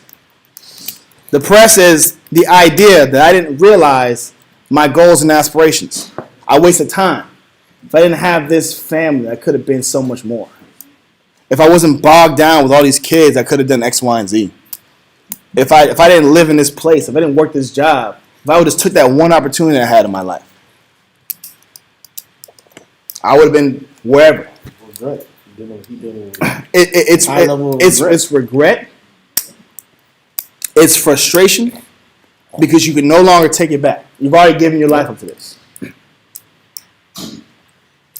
This is the lowest state or the low state that Solomon is in, but that we play with when we're not happy, not fulfilled, lost our delight. Because those same thoughts run through our head. Man, if I would have just been with that person. My grandmother, this is her claim to fame. She always loved talking about how, she was with one of the Jackson 5s. And she lived in California, man. So from what she's told me, she had her run-in with celebrities, B-list, A-list celebrities. She did a ex-NFL or NFL Raiders player, and if she would have chose to be with him instead of my grandfather, then they'd have been rich, or if she would have took it. No, she rejected one of the Jackson 5s. I forgot which one it was, but she told him no because he wasn't cute enough. It's like, man, if I would have said yes, he wasn't cute, but I would have been rich. I would have been this and that. We'd have been living. I'm listening. I'm like, man, you are really stuck in like 4 years ago. Like that was like 4 years ago. Like you're 60 something. That was when you're in your prime. But she couldn't get out. That was her highlight. Her highlight reel. I knew nothing else about her. I should have took the opportunity. I could have been happy. Yep. I would have. There was 3 regrets she talked about. She should have been a forensic scientist. That's why she watched Criminal Minds and what's the other major criminal homicide murder case? CSI Miami. Oh my gosh, every day, bro, for like 6 hours, we're watching murders and homicides, and these guys are the most wicked guys ever. You can't trust nobody. And they I would have been it. I would have been this person. And they solved the case in one day versus a whole month. But Realistic. and that's the point. It was it should be like, yeah, the start of the episode. I know who did it. It was that guy. He did it. Look how good I am. I told you I should have been the case solver. Should have been the forensic scientist. I didn't get to watch the whole show. I'm like, grandma, like they make it to where you kind of get hints that you know who it's gonna be. Like it's not like life is not like TV shows. So let's be real. I should have been the forensic scientist. I should have married the Jackson 5. I shouldn't have rejected him. Or I could have been with the Raiders receiver or something like that. Those are the 3 regrets she had that she would always tell me about. Not any benefit that and it's not a knock on her, but it was for me a realization of this mentality. All I can think about is what I missed growing up, what I could have had, not what you got in front of you. You got your son with you. He's got 6 grandchildren. That's a blessing. I know when we go to people's houses and they're like, yeah, I got my 3 or 4 grand. Like, that's a blessing. You got grandchildren? Awesome. That's something to be proud about. And they're all doing well. They're all healthy. I am focused on that. I could have been with the Jackson 5. I would have some different grandchildren. Wow. Yeah, you would have. It's true. Tito, take me to the store. Unfortunately, it's unfortunate. It didn't play out that way for you. But I get it. A lot of us live in these highlight reels, these highlight moments. We play them over and over and over, especially when we're not getting what we want. The only thing about what we could have had, what it could have been like. I got hit up by this superstar quarterback. What if I would have talked to him? What if I would have went down that road? Who knows how life would have been? I would have went to the Super Bowl. Who knows? These are the thoughts that he was now playing with. But he had everything. How about he had everything he needed? Solomon had everything he needed. How about we have everything we need? We might not be on Solomon's level, but we have what we need to be content, if we chose to be content. We have the families that we need to support us. We have the job we need to support us. We have the vehicles, the transportation we need to support us, or the support system around us to get us where we need to go. That's a blessing. We have a community that is there at a button's push. Hey, I need $20 here around the gas. I don't know about you. That's not common in the world. Nope. Where you have people that will fix your car, no interest, they won't charge you. First off, they're not going to charge you. They're going to spend time with you. They're going to help you with your vehicle, shoot the stuff with you, and there was no financial. You didn't have to beg them to do it. You didn't have to sit here and coerce them. You didn't have to shuck and jive and play the game with them, knock the price down a little bit. They actually took care of it. Right. You got all kinds of different wisdoms and knowledges. Like, Oh yeah. brothers make ointments. Oh and, yeah, teas and brother. essential oil stuff and all kinds of benefits. If you're looking at it in a spiritual perspective, it's hard to be negative. It's hard to be negative because there's so much. Yes, the day-to-day life is difficult. It's challenging. No one said it was going to be easy. But if you choose to look at it, if you choose to really think about it spiritually, you're not finding this anywhere else. You're not finding the wisdom, the readiness wisdom to get the Bible every single other day. You're not finding the community, the bond, the people around you that will help stimulate not only your spirit but your physical. You're not having the safety net and the comfort of knowing, hey, regardless of what happens in me, regardless of how skilled or unskilled I am in my life, my family, I got individuals that can help me and take care of me and solve problems that might be over my shoulders. You take that for granted. Solomon took it for granted. Yes, sir. What you got? I was gonna say too, this what you were going on about the support system, like the stuff that we do for one another, like talking about like our people and stuff like that. Yeah. Like you don't even gotta sit back here and worry about anything, because we're all understanding the same thing at one time. So it's like if I'm gonna help somebody out, or if somebody's gonna help me out with a car, I don't gotta worry about, damn, I'm about to get hustled, or damn, I don't gotta worry about belongings being stolen because I actually trust this. Yeah. There's a lot to that, what you're saying. Or how about I gotta worry about that subtle, if I do you a favor, you gotta do me a favor. There's a particular Right. Because that's also the risk too. Because now like that, and that you should, as a person that's receiving benefits, should want to do good for someone to do good for you. Remember that time I hooked you? But you shouldn't for the pressure of like, you got to take care of me now. You know I got you right? I got the receipts. I can show you every time to hook you up. Hey, it's how to put my card in. You don't got to worry about that. Because they're genuine relationships. All we're showing is there's enough good around you to see the benefit. And even if you don't necessarily have all of the camp benefits that we have, and you're online and you're listening, if you're being honest with yourself, what you have, the Most High is taking care of you in His own way. What you have, He's giving you enough to sustain yourself to where you can watch these classes, you can get this information, you can ask the question you need to ask, you can get your spiritual fill, and more. But Solomon lost that vision. He lost that perspective. Now he did what? Read that, Ecclesiastes 2:17. Ecclesiastes chapter 2, verse 17. Therefore I hated life, because the work that is wrought under the sun is grievous unto me, for all is vanity and vexation of spirit. I hate life because the work is already hard, and I've now lost my reason and my purpose on why I'm doing it. I've lost the ability to see the purity behind it. To see how fortunate I am to be around individuals, to work for the Most High.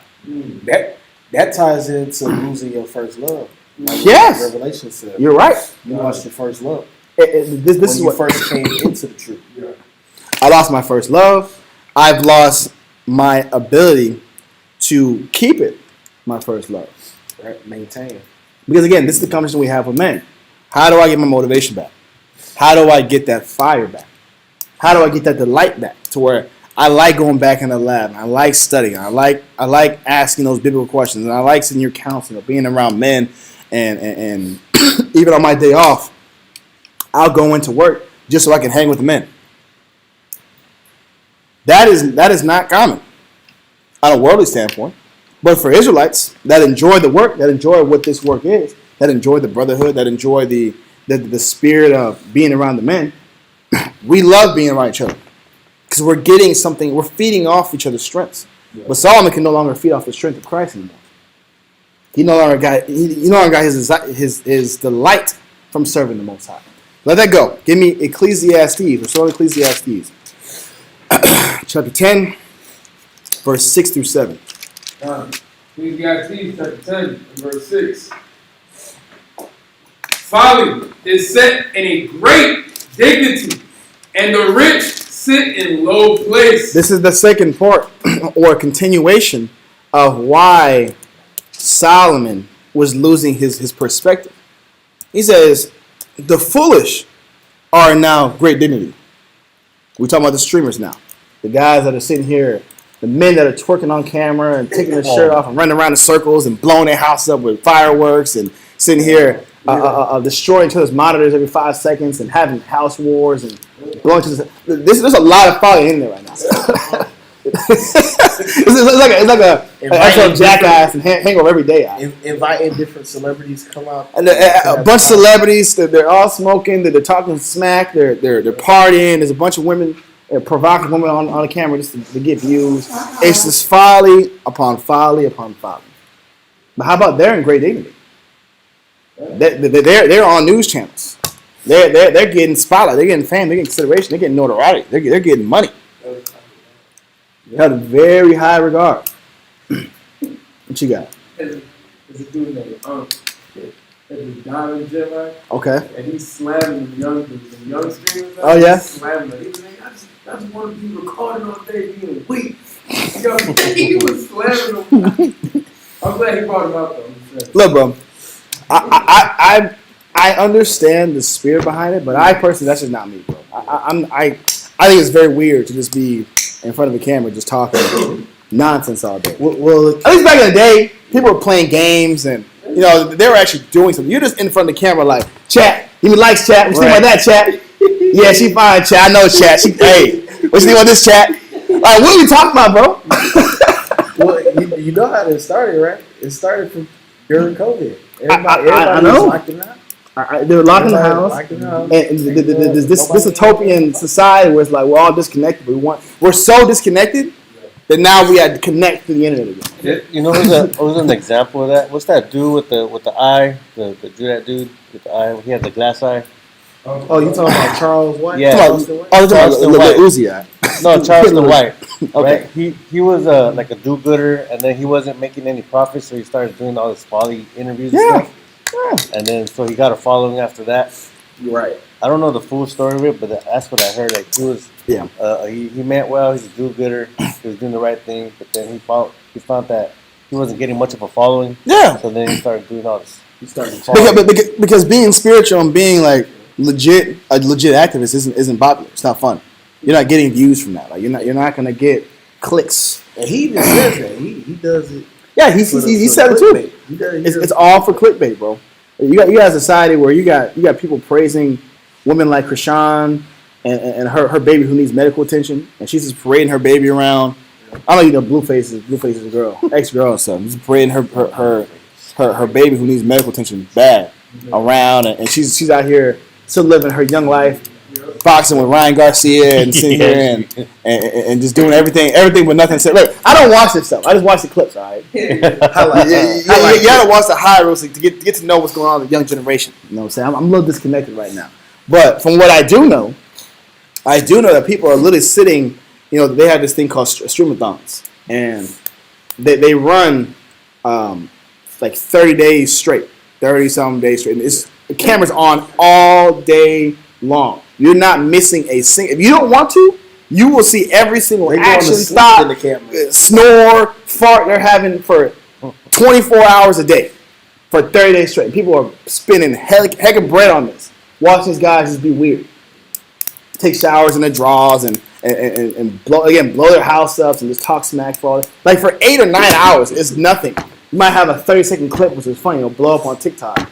And all of a sudden, more money's coming in. It's really a pointless. I ain't gonna lie to you. It doesn't make any sense. But this is what Solomon's saying. Yep. The fools are saying great dignity. The foolish, the clowns, the class clowns, are now the ones that are respected. They're idols for the children. They're role models. Like I Shall Speak, he's getting praised. He did an Africa tour. But well, no, to Africa. He did like a 14 countries, I think, something like that. And I don't know if y'all remember who I Shall Speak was. This is the same guy that was twerking. I'm not gonna get too explicit. He was making crazy music videos, doing crazy gestures. That I'm like, this is the new wave right now. Yeah. This is what the 18-year-olds do in the streets. That's your generation right there. Yeah. That's y'all doing right there. That ain't me. I don't know. That's crazy. I ain't claiming that. That's horrible. This guy's doing all kinds of crazy jumping. Again, acting like an animal. If you know, you know. There's kids here, so I'm not gonna go crazy. But I'm like, who's that guy that does all that eating and doing crazy? Oh, you talking about that big black guy. Big dude. He's trying to copy Johnny.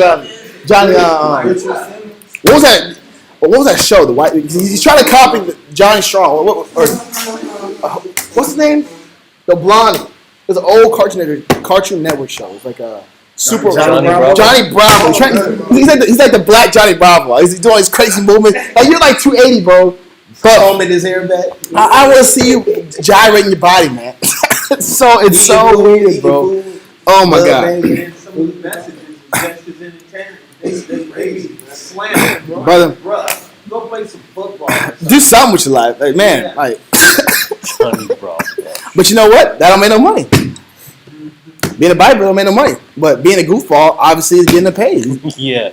Exactly. I'm gonna bring another story, and this other black guy. He's African or something. I forgot his name, but he was the guy that like he would react to videos. So let's say someone like did a crazy instead of taking the cap off the bottle, they like drilled a hole in the cap and drank the cap all weird, and he'd be like, "What are you doing? Just." Oh yeah, I know you're talking about. You got all this extra, like you drilling a hole in the top of the bottle. You want to drill from the sides, like something like that. He signed a $970 million deal. I saw that. That was $1 billion deal, so they can recreate his image. On AI. It's for AI. They can recreate his image and pretty much reproduce his videos without him being there. So he sold his face, his likeness, his everything. That scenario, he sold that to this company. Now he's damn near a billionaire. You said what? Yeah, after he got deported, you're right. He got deported, which don't even matter. You're a billionaire. Man. You can buy that little green card, or well, not green card, but little thing from Trump for $1 million. You'd be out now. But for permanent citizenship for like 1.2 million, and you be good. But point is, that guy didn't even say anything. I've never heard his voice. I've never heard him speak. I have no idea what he sounds like. All I know is he just looks at videos and he just like, this is common sense. What are you guys doing? And this guy is now being there. Dang, I should have did that first. I should have thought of that. Dang, that's horrible. I made a mistake. I missed out. But the point is, that level of folly, I know we're bringing a lot of common and new age examples, but that level of folly is what's going on back then. It's going on right now. Where you got all these foolish people doing nothing and successful, and they're famous, and they're respected. They got money. So we're the Israelites. We're in the lowest of the low places. We're struggling to get by. We're just trying to make it. We're trying to make it to the next paycheck. That's where we're at. We're paying our debt. We're paying our bills. We got credit cards sky high. Credit card bills. Yeah. We ain't worried about. We're not worried. We don't have the financial leisure to worry about investments. We gotta worry about getting these bills hit off. Because our interest rate is crazy. It's like 33%. Every month you're getting hit with a $200, $300, $400 bill, additional to what your already high note is. So read that again. Read it's Ecclesiastes 10 and verse 6. Ecclesiastes chapter 10 and verse 6. Folly is set in great dignity, and the rich sit in low place. The rich, he's not talking about physically. He's talking about the spiritual rich. The ones that are giving their life to Christ. Those are the rich. But they're in the lowest places. They're in the lowest part of society. They have the least amount of respect. Read on. I have seen servants upon horses, and princes walking as servants upon the earth. Don't that sound foolish? You got servants who the Most High designated. These are going to be your servants, Israel. They're walking on horses. They're walking on Lamborghinis, right? Porsches. They going crazy in the streets. You driving a 1998 Camry, or you walking by foot, barely making it by. But you were designated from the beginning to be the prince of the earth, to rule with Christ, to teach, to inspire with the nations. But you got to suffer like a servant. This is what he was talking about. I'm seeing all this, and I'm wondering to myself, what's the point of being the chosen? What's the point of being the important when all this is going to come to an end? So I'm like, look, I might be the Don now, but next generation, we're about to be servants again. And sure enough, when that kingdom split, we were now at the bottom of the food barrel all over again. You don't think Solomon saw the writing on the wall? All this hard work just to not be important after me. Just for this legacy that I was trying to build. Not be there. To not be anything in history books. How about this legacy, this kingdom, this dynasty is not mentioned in one of the greatest dynasties of all time? If you want the Babylonians or the Greeks or the Romans or the Khans, what are they called? The Mongols, your dynasty wasn't anything. This is what he's contemplating. This is why he's so vexed at his servitude. With all that wisdom, he understood prophecy. Yeah, of course. He understood prophecy. You see him complain about it later. Like, what's the point of doing all this good and you give it to your next generation just from the squander? That was also on his mind. Like, you can't even maintain your legacy. And he must have probably already had visions of other kingdoms thriving, like the Babylonians and stuff like that, or Assyrians. When he was younger, Sit back probably. here and think about it like that. But how about he probably did when he was younger and it didn't bother him because he understood as long as I stay on point, that's not going to happen anyway. As long as I stay on point, Most High promised my kingdom would last forever. And what do we say to ourselves? All this righteousness, when is Christ going to come? When are we going to be saved? Yeah. When is the kingdom going to fall? Yeah. Well, when do we get a break? How about when we get a break? A vacation. Because we're talking large scale. I'm talking small wisdom. That's why I brought up the diet, the job, personnel, the relation between men and women, the brotherhood. That's small scale wisdom. To maintain those every day is a challenge for us. We're talking about kingdoms. We're talking about large scale Fortune 500 companies. Can you just maintain what's in front of you every single day and be happy with what's in front of you every single day? That's the problem we fight every day. Struggling with the maintenance. The maintenance of ourselves and the maintenance of other people. And not getting offended when someone has a frumpy face or when someone's having a bad day. Or when you're having a bad day, not taking it out on somebody else around us. There's a wisdom in that too. But like I said in the beginning of the class, that is a process that's very laborious because there's no break. You don't get to wake up one day and turn your spirit off, turn your wisdom off, turn that stress off. It's a stress that comes with watching your tongue when your husband's having a bad day, but you're also having a bad day. But your job is to make him happy. There's a stress to that. There's a stress for a man who has to serve another man, and although he doesn't agree with the opinions of the man over him, to still lock in, watch his mouth, watch how he says things, and serve the man over him. There's a stress to that. There's a work to that. There's a labor to that. And you don't get to turn it off, because the second you turn it off, your world starts falling apart. Right. There's a stress to go into work every day, and you got BS co-workers or a BS boss, and you got to watch your mouth every single day, because if you don't, you'll lose your job. That's hard, is it not? Or they make your job harder for you. Or they'll make your job harder, get you fired. They take that with that mortar that the Egyptians did to Israelites to make they job hard. Oh yeah, I'm gonna add unnecessary burdens to your life, unnecessary baggage, cartage, and I'm gonna add all that extra stuff just to make you harder. Because now you showed your true colors, so to speak. You had a bad day, you snapped back. Although I was tempting you to snap back this whole time because you lost your battle. I got you. Now it's justified to put you on the chopping block. That's hard work, and for Israel to go through all that every single day, come home, still find a positive aspect of nature, and that's hard day every single day is where we start falling short. Because as we're fighting ourselves, as we're fighting the environment around us, we're seeing the mansions again, like we did in Egypt. We're seeing these streamer guys who just living. That's like, I don't gotta put them. They show up. Like, I can sit here and put a camera in front of my face and crack some weak jokes and throw up some memes and laugh with the crowd and get paid $1,000. I can do that too. Or I can sit here and build this thing like that brother did, or I can sit here and do this adventure and get money like that. I can do all these things. Why am I not getting that? You're having all these different elements you're fighting every single day, which is what wears your spirit.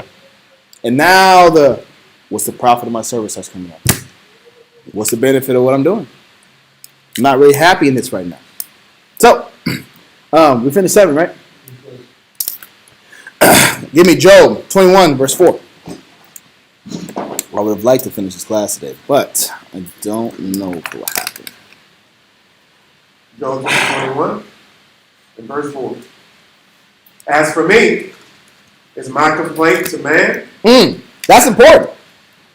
When I'm complaining, when I'm venting, when I'm talking about the hardships of the day, am I mad at man? Was the boss really that bad? Was it the brothers that were really that much of a demon? Was it the environment that uncomfortable to where now I am so unsettled in myself? Let's find out. Read. And if it were so, why should not my spirit be troubled? If man was the problem, why am my spirit through trouble? Why am I depressed now? Why am I doubting if this is the right path, right course? Why am I regretting putting myself in this environment, putting myself in these hard circumstances, allowing myself to be taught the way I'm taught to, allowing myself to be subjected to the disciplines that I have to subject myself to? If man was the problem, if they were the source of my issues, I wouldn't be upset as mad as much as I am. Because you know what you can do with man? You can remove man. Oh, you got a problem with your husband? Bye. Or find another husband. I mean, if we're just being honest, on a carnal standpoint, if I don't have morality or God stopping me, I'll just go find somebody else. Or your woman's ticking you off? She's talking crazy? Bye. Get out, pack yourself, get out. Find somebody else. You like Kaylani and fold the clothes. Pick up your clothes. Pick up your clothes. I got the bag already packed for you. Go to the door. Hey, that ain't much now. Bye. If man was the problem, bye. Oh, boss, you're a problem? I'm just gonna quit. Get this person out of my. I'm gonna find a different boss because you're just a wicked person. How about it? Don't matter where you go, you're gonna run into the same problem. It don't matter the person that's next to you that you tried to escape from. You're gonna find that similar spirit in somebody else. So now we know it's not man. Now we know the adversities. It's not man. It's the Most High putting these in my face, which is why I'm unsettled in my spirit. Which is why no matter where I go, I can't escape the lessons he keeps trying to force in my face. I can't escape that he's pushing me and forcing me in a course that I'm not comfortable in. That's how I know it's not man. That's how I know the Most High is directly involved in my life. And that's what pisses me off. Excuse my French. We're not going to say it out loud. Of course. Wouldn't dare say that. The Lord's ticking me off. We wouldn't say that. But we say this man ticks me off. This woman ticks me off. This job stinks. It's hot out here. Yeah. It's negative degrees out here. It's indirect. It's the circumstances. I'm going to point the finger at the circumstances. All these circumstances were created by the Most High. But I got to play the game. So I ain't going to say it's the Most High's fault. But it's these circumstances. If I just move this circumstance out the way, if your problem was with the heat, then I'm going to give you the cold. I don't like the cold either. Then you don't like anything. How about you don't like working? Yeah. You just don't like going to work. It doesn't matter if you're working for 8 hours, 6 hours, or 16 hours. You don't like getting up, going to work. You want to go up, wake up, eat when you want to eat, drink when you want to drink, fart when you want to fart, sleep when you want to sleep. That's what you want to do. It's You too want to much. be lazy. There's too much work. I don't want to do this. Like, oh man, I'm stuck at home doing nothing. I'm broke. There's no work. Either way. That too. Yeah, it's the paradox. If I don't work, I don't eat. But if I do work, I don't get to enjoy the house that I'm in, on the bed I got. So I don't really know what I want anymore. That's the spirit you cannot leave. But how about this? The other part of the paradox, if you're like Solomon and you got it all, I'm still not happy. I got everything. I'm still not happy. That's not enough. Literally everything, bro. I got everything. And I am not happy with my circumstances. We're going to read in a second. I still am not happy and grateful and content when I got everything in front of me. I got 1,000 women. I am the most adorned king of all history. They want me. Read a Song of Solomon. They want him bad. He was that guy. I got queens, kings from all over the place to hear my discourse because I'm just that wise, I'm that powerful, I'm that influential. I'm the first influencer. How about that? The first influencer. They want to be like me. They're going to pattern their kingdoms after my kingdom. Yeah. I'm going to show them my gold because they ain't never seen gold like this. This is caviar gold. This is gold of a fur. What you know about that? He was so that means he was the first one to have like his own MTV cribs. And I'm saying, look, he was straight flexing on people. I got a personalized gold chariot. You like these white horses, white stallions? You seen that? That's me right there. I got the stallions, the chariots, the women's. I got the. And I got live lions. I got lions on both sides. I got pet lions on my Never side. had that. You ever Nobody tame a lion? never had that in their kingdom. Standing still like this too. on his command. Get him. Oh, that's cold. That's cold. I got dogs. I got lions. We are not the same. I'm cold with it. This is the life Solomon was living. So it don't matter if you're the workaholic, work slave, you don't work at all, or you got everything to not even need to work. You're still going to be unhappy because your baseline happiness was not gladness and joyfulness. You didn't work on your spirit to bring your baseline happiness at a point where, regardless of the influence up or down in your life, you were going to be content. You were going to be happy. You were going to enjoy the most I put in your face. We just finished 4, right? Yes, sir. Jump to verse 15 through 16. Verse 15. What is the Almighty that we should serve him? And what profit should we have if we pray unto him? This is the question that the wicked ask themselves. After all this work I'm putting in, all this labor. What is the benefit from it? Because I'm not getting what I want out of this life. I'm not winning at a level that I think is satisfactory for my spirit. I deserve more wins. I deserve more comforts.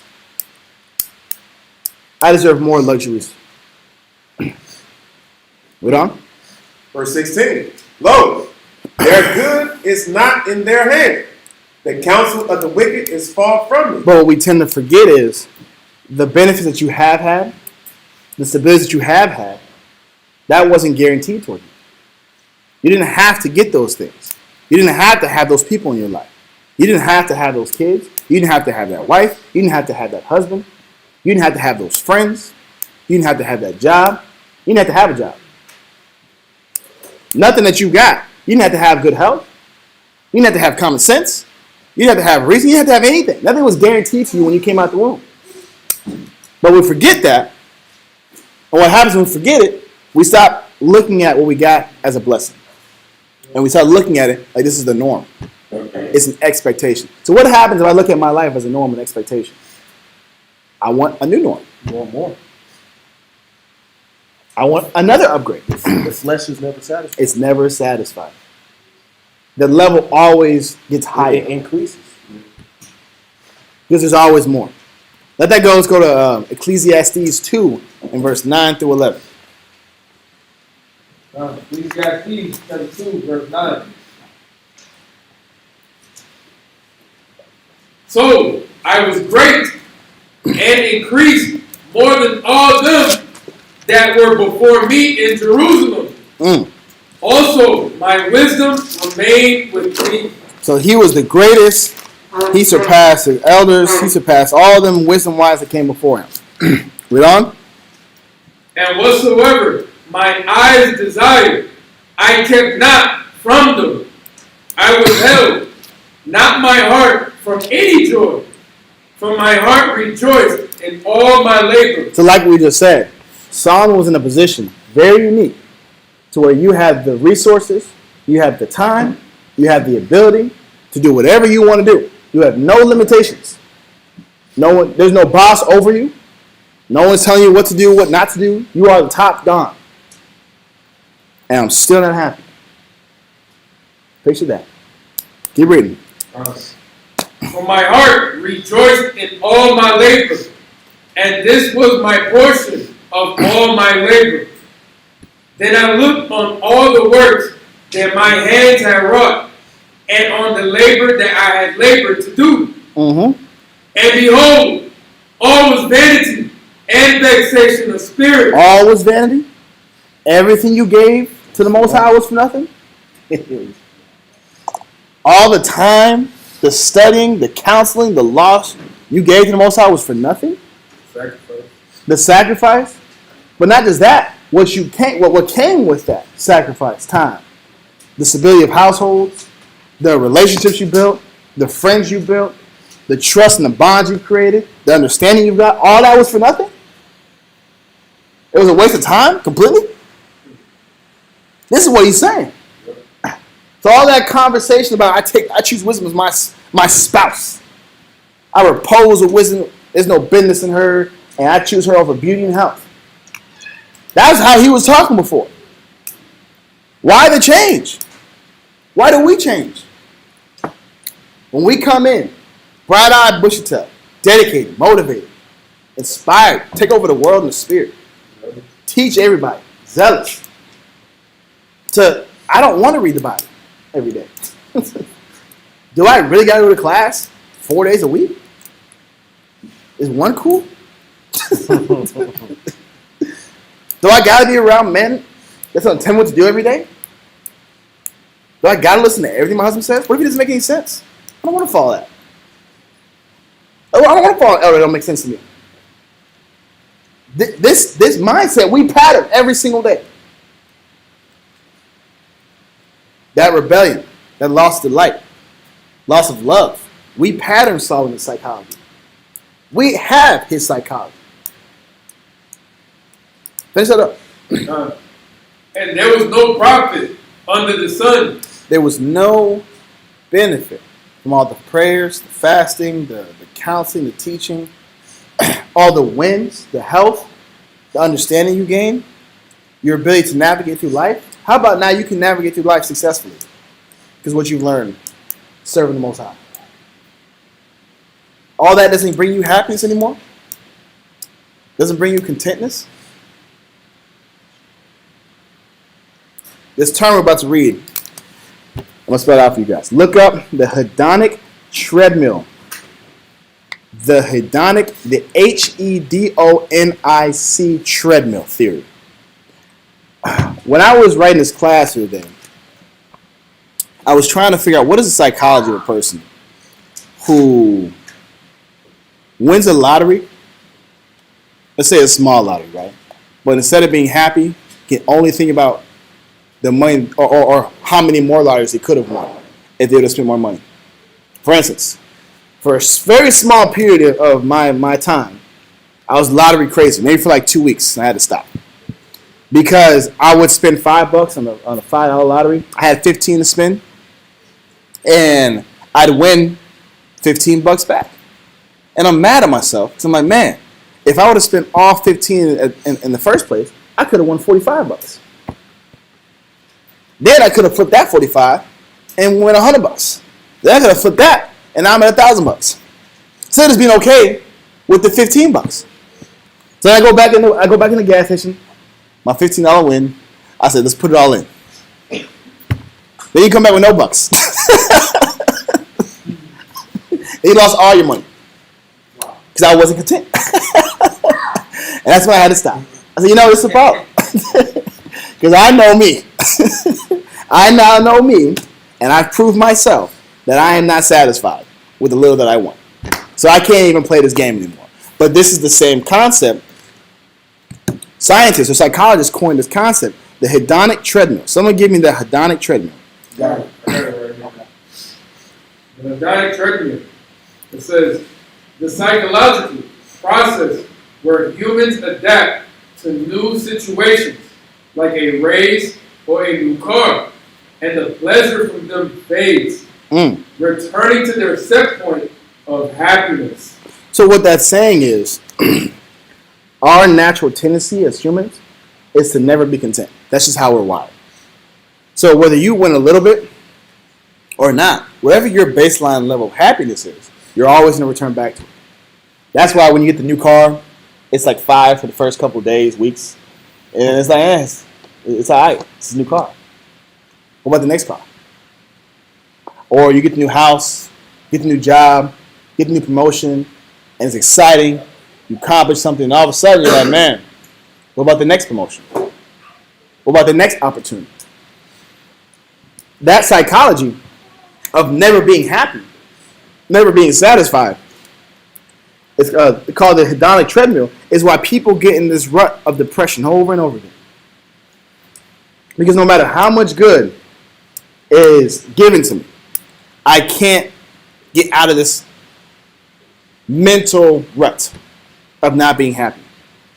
I'm going to read a little bit here. It says, the process.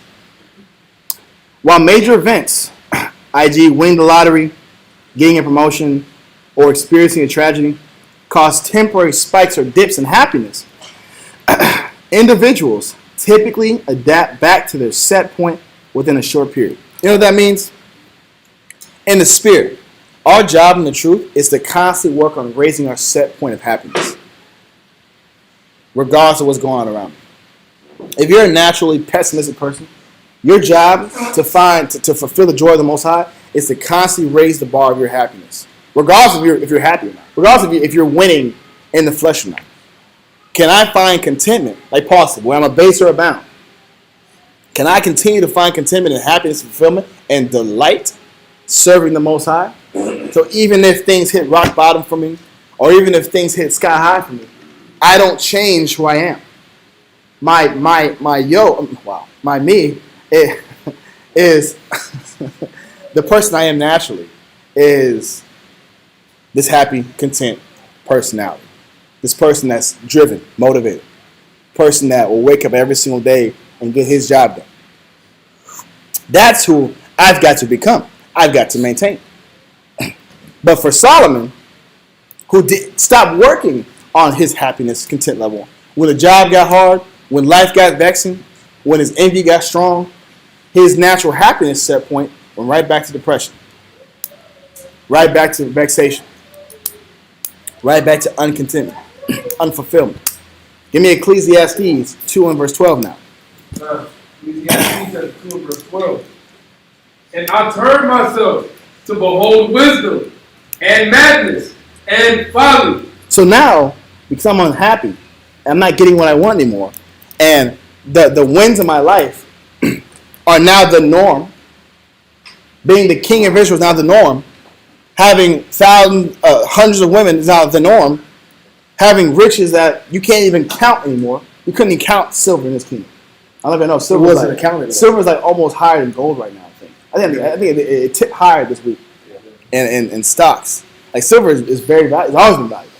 Couldn't even count. They didn't count silver. It was so much, so abundant. Your riches is astronomical. And all you're thinking is, you know what? I might as well tap into some madness and folly because this wisdom thing ain't good enough. I might as well tap into confusion because if life is just about this, I can't do that. If life is just about waking up and being disciplined and learning skills and being a better person every day and creating happy homes, stable homes, if that's all life is, that's not good enough. I need some more. I need some chaos, madness in my life. Something to shake up the emotions, shake up my situation, my reality. The story of Solomon, bro, it really teaches you when you have more than what the Most High bless you with, you still become discontent. This is how celebrities become drug addicts. Yeah. They become insane, or they All the way into flip the out. violence, all the way into the devices. I don't know if you watched the it might not be as relevant. I was watching a little bit of the Kevin Gates had an interview with Oh yeah, with Shay Shay. Shay. Yeah. Yeah. The Shay Opened up. Shay Shannon show. Sharp? Yeah, Shannon Sharp. You call himself Shay? He's telling the Shay Shay stuff. I'm not going too ham into it. There's folly in there. But he was just telling the common story, the common Trauma story. trauma story, yes, but how celebrities handle it.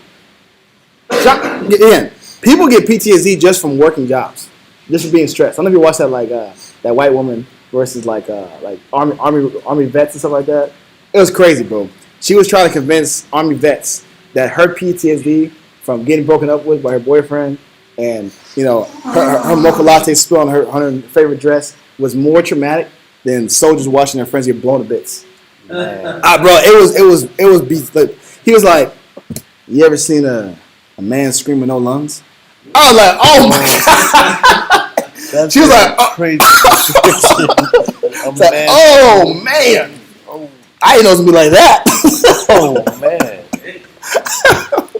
I'm not laughing at the circumstance, but her reaction was like, I don't know what I just got into. Yeah. That was the first guy. It's beyond her pay grade. It was beyond her pay grade. So her level of trauma is nothing compared to with these guys. And no one made a reaction. All the guys were like that's normal. That's normal. She's always like, what do you mean? Nah, this is a normal Tuesday for us. But what I'm saying, people create their own trauma stories. They create their own sorrow stories. How my life is the worst thing ever, and no one can compare to how sad mine is. So when I say traumas, Kevin Gates had his traumas, but how they handled them, and how most celebrities handle them, he was doing the normal drugs and drowning himself out with the alcohol and the party and all that extra stuff, and that was his way to kind of tune out the noise. For us, our job is to tap closer into the Most High when that level of sadness and depression is riding on our spirit. But in Solomon's case, I've got everything, but that's not good enough. So let me tap into the madness, the distractions, the folly, the confusion, the dopamine filled. Oh, this is it's more dopamine filled actions. Something to light off more serotonin in my man. Light off more serotonin in my brain. Because serving the Lord is not, it's not cutting anymore. It's not There's doing no immediate gratification. And how about the gratification is just the fact that you're just happy that you've lived a controlled, disciplined life. Again, you don't see immediate gratification when you take care of your body early. All you get is you miss out on fun foods, miss out on alcohol parties, miss out on, buffets of fatty garbage, you miss out on pizza nights. That's all you see in the beginning. But you don't see 20, 30 years later where your body is still functioning at a high level. You've avoided common diseases, common heart diseases, common stomach diseases, common thyroid diseases. You don't see that aspect. But diet is one of the easiest way for me to describe how serving the Most High in wisdom is. Because you don't see instant results. Versus I turn a TV show on, I'm getting dopamine hits like this. I'm on TikTok. Dopamine. Oh, every 60 seconds. Bam, bam, bam, bam. Lights just flashing in my face. I'm stimulated all day long. This is the modern version of the madness and folly he was tapping into. Whatever it is going to stimulate me all day long. Because serving the Lord and watching these ants, is not good enough. Studying how the animals operate and ants work in groups and colonies and they have war strategy. That don't matter anymore. I want to see some crazy. Some crazy bonfires. So read verse 12 again. Correct. Verse 12. And I turned myself to behold wisdom and madness and folly. For what can a man do that cometh after the king? Man. Even that which hath been already done. So what was his lust? What was his vexation? I've got it all. I've got everything set up for me. Well, the one thing I couldn't get, I couldn't be the person to get the glory for creating the peace. Get the glory for creating the building plans. Get the glory for being the greatest king of all time. That's my father had that. All I got was just what he gave me. So his vexation was he had the Michael Jordan, not Michael Jordan, the Michael Jordan or the what's that? Well, the Michael Jordan effect, where his son is like, I'll never be as good as my father. Oh yeah. I'll never eclipse his greatness. Michael Jordan told his son that he would never be great. You'll never be like me. You'll never be me. Damn. Excuse me. You never be like me. You never be as great as me. I'm gonna be the greatest of all time. I know that Bronny James is feeling that. How you surprised LeBron James, man? That's hey man. you're not surpassing that. Sorry, you're not built like that. So his regret, his frustration is, I don't get the glory of setting everything up that my father had, which is the only thing he didn't have. He had everything else. He had the wisdom, the respect, the notoriety, the money, the power, the peace in his kingdom, but he didn't put the work in to actually get anything. The Most High gave him everything. You know what that shows about Israel? I can't give you everything and have you not work for it because you'll still be unsatisfied. If you don't work for the blessings you get, you're not going to appreciate it. That's why brothers make men pay for the car, the rented cars, and pay for their own supplies when they lose things. If you don't buy it yourself, you're not going to appreciate what's in front of you. If I don't put the work in, I'm not going to appreciate it. That's why you can't have a new man come in here and you just give him all your notes. I can't give you all these notes. You gotta study on your own. You're not going to appreciate it. You're not going to appreciate the wisdom in your face. That's why my father didn't give me his notes. I don't get none of his notes. I grew up with this man. I try to take some sneak pictures. He's like, you can get a color class. That's it. Oh, that's it? That's all I get? Dang, man. He said, nah, bro. You got to get this yourself, man. I can't give it to you because you're not going to understand the spirit that it took to get it. I respect that. But it's how the Most High does it. It's awesome. Let that go. Give me Deuteronomy 32 verse 15.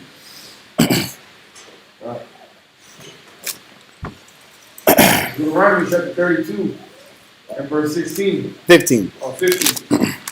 It says, for Jeshurun waxed fat Yep. and kicked. What does the Most High know about Jeshurun? The upright ones, the Israelites.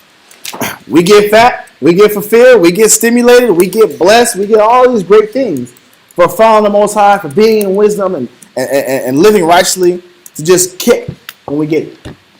Start complaining when we get it. Start thinking this is the normal. So why be grateful anymore? Why be happy anymore? God owes me this because I gave my life to him. He owes me security. He owes me stability. He owes me riches. He owes me a house. He owes me a car. He owes me the lady that I wanted. He owes me the husband that I wanted. He owes me these friends that I've always wanted. He owes me all these things that we consider normalities, but are not normal or not guaranteed. What you got? We start throwing tantrums when we don't get what we Oh yeah, that's like kicking. You ever seen a baby not get their toy out? Not get the snacks they want? They start throwing a hissy fit. That's us. We don't get what we want. Start throwing hissy fits. Read on. Thou art grown thick, thou art covered with fatness. Then he forsook the Most High, which made him. And we remember what that forsaking was in Isaiah 58:2. You stop being what in Christ? You stop having what?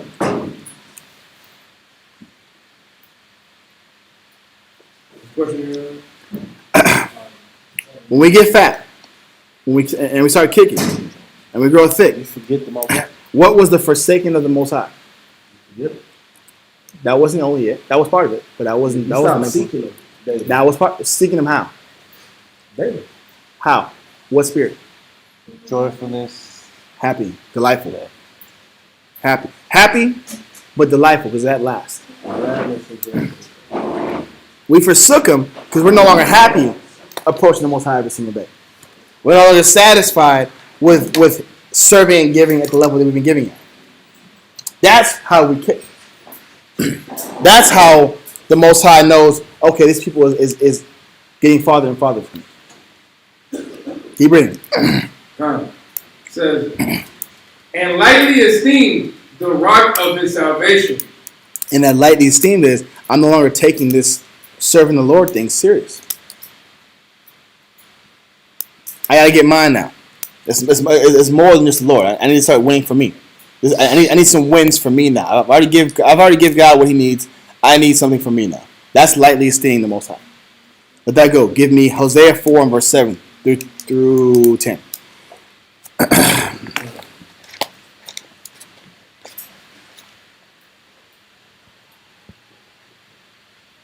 Hosea chapter 4 verse 7. Yep. Says, as they were increased, so they sinned against me. As they were increased, as we are increased, we start sinning. We start backtracking. We start getting less and less grateful. Read. Therefore will I change their glory into shame. Now I'm going to start taking things from you. I'm going to start taking these comforts that you got so accustomed to living by. That you start believing that you had to or you were destined or deserving to have. Now let me start taking them away from you so you can be reminded that your good was not in your hands. That the good that you had was given to you. The wisdom you had was given to you. The benefits from said wisdom was given to you. I'm going to take it away. Read on. It says, they eat up the sin of my people, and they set their heart on their iniquity. We start setting our heart on the sins, on the envying of people around us that we see win. We start setting our heart on what we want to do, on how we can win in life. Read on. And there shall be, like people, like priests. And it doesn't matter if you were a teacher at first or as a regular student, regular follower. We're all susceptible to the same circumstance, the same lust, the same reprobate mentality. You see how we went full circle again?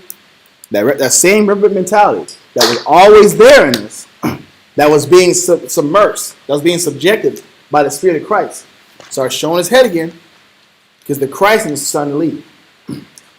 The more that Christ in us leads, the more we stop thinking and stop being happy with serving the Most High, the less we start reposing with wisdom and start seeing the happiness and seeing the fulfillment of what we do every day, the more this ugly side of us shows up. This sinful side, this rebellious, ungrateful, incontent side of us starts showing. Keep reading. I will punish them for their ways and reward them for their doings. For they shall eat and not have enough.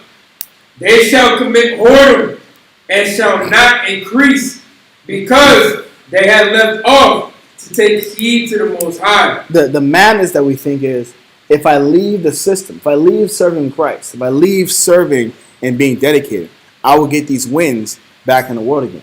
Now that I've got these skills, I've got these abilities, I've got these talents, I can now start coming up in the world. The Most High is saying, you can work as hard as you want. You're still going to be in a low state. You can commit even more adulteries, more whoredoms. Still going to be in a low state. I'm not letting you go. I'm not letting you get away from this punishment. You've got to feel this for your disobedience. Let that go. Isaiah 10 and verse 16.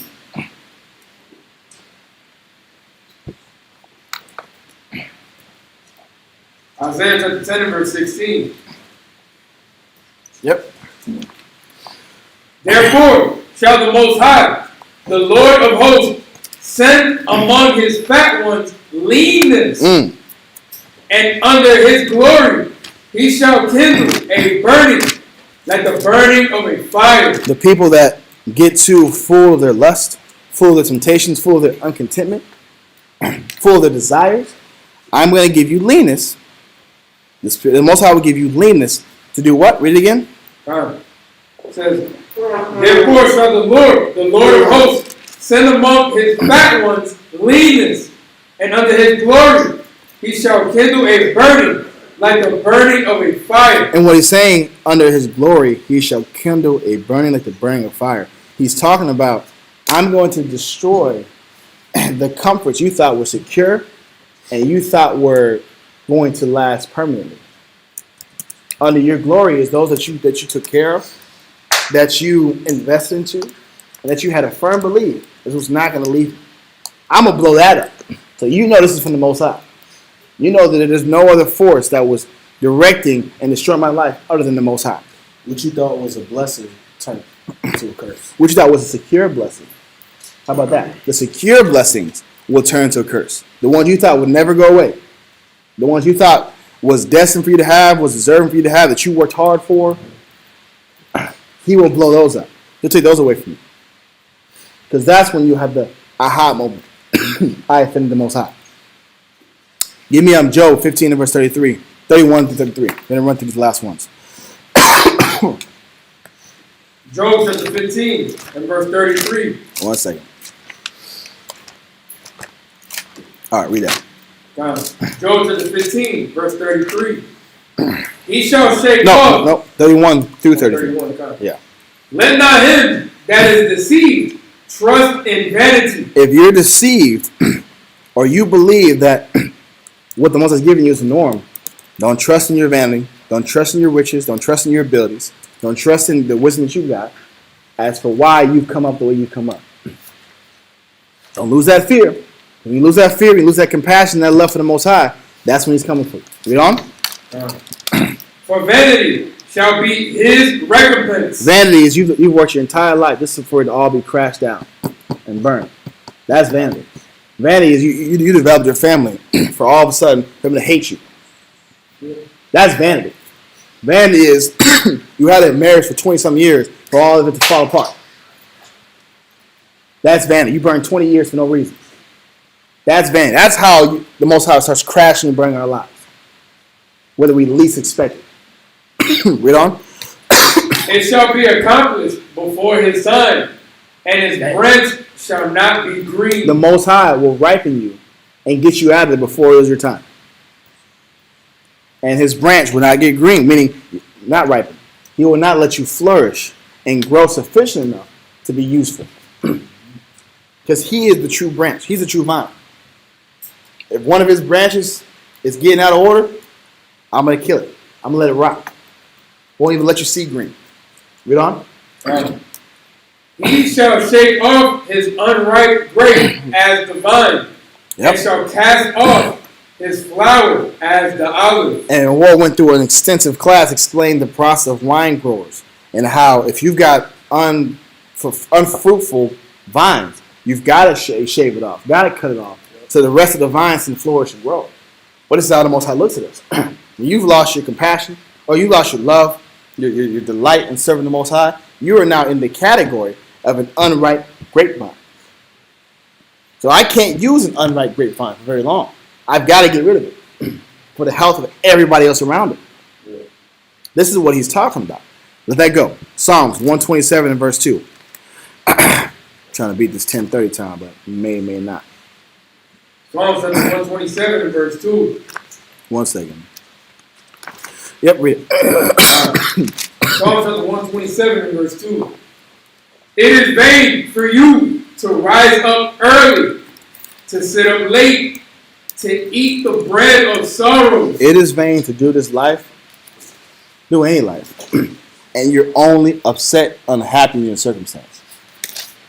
You're doing yourself a disservice by not being grateful, by not having fulfillment, by not being satisfied with the Most High has given you. That's vanity. And that's the vanity the Most High will let you have for the rest of your life.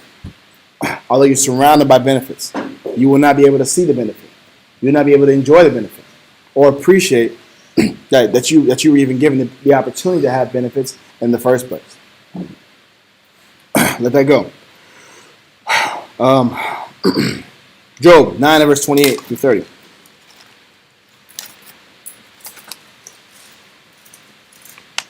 Turn. Job chapter 9 and verse 28. Yep. I am afraid of all my sorrows. This is the mentality that we should be having. This is why I kept saying these classes are for you to see yourself and think about where you're at in the spirit right now. Am I in the spirit where young Solomon was at, where he desired wisdom more than anything? He desired wisdom over health and beauty and wealth, and he wanted to make wisdom his wife, and he wanted to always be. He tried to find new ways to be around wisdom as much as possible. Is that you? Or are you on that cusp that's unhappy with what you're doing every single day? Are you that unripe vine that can't find gladness in the circumstance that you're in, the people he puts you around, the friends, the husband, the wife that you got, the job that you're in? Are you in that category? Because now you're in that danger zone. Now you're in that zone the Most High can clip you off at any moment. This is what we have to keep thinking about. I have to be afraid of these negative thoughts, these heavy thoughts that could take me out of the spirit, that could tip me away from the mercy and the grace of the Most High. You read me. I know that thou wilt not hold me innocent. And that's the point. Job knows, just like we need to understand, you're not innocent by having negative thoughts. You're not innocent by being uncontent with your circumstance. You're not innocent by being unhappy with the people he put in your life, being unhappy with the job he gave you, being unhappy with the occupation he's provided you, he's led you to. You're not innocent. Read on. It says, if I be wicked, why then labor I in vain? And the counter question is, if I have these negative mentalities, then why am I working so hard to be spiritual? Why did I give so much up just to be upset that I gave it all up? It doesn't make any sense. I put all this time into studying, reading, counseling, going to class, developing these relationships, just to be unhappy in my circumstance? That's the biggest waste of time ever. If you're going to be wicked, just hey, that's you. Why play? Why play the game? Why play righteous? Play Israelite. We're already here. We're in these doors. We give our life up for the period we've already done it. Why not be better in that? Why not give more to it? Sacrifice more. Grow more in it. This is what he's saying. Read on. If I wash myself with snow water and make my hands never so clean. Let that go. Let's go. Let's get to the last verse. Ecclesiastes, we'll finish up with Solomon. And how did he rationalize the end of his ranting and his depression? Ecclesiastes 9, verse 3 through 4. And then we'll jump to 8 through 10. Ecclesiastes chapter 9 and verse 3. Give me a second.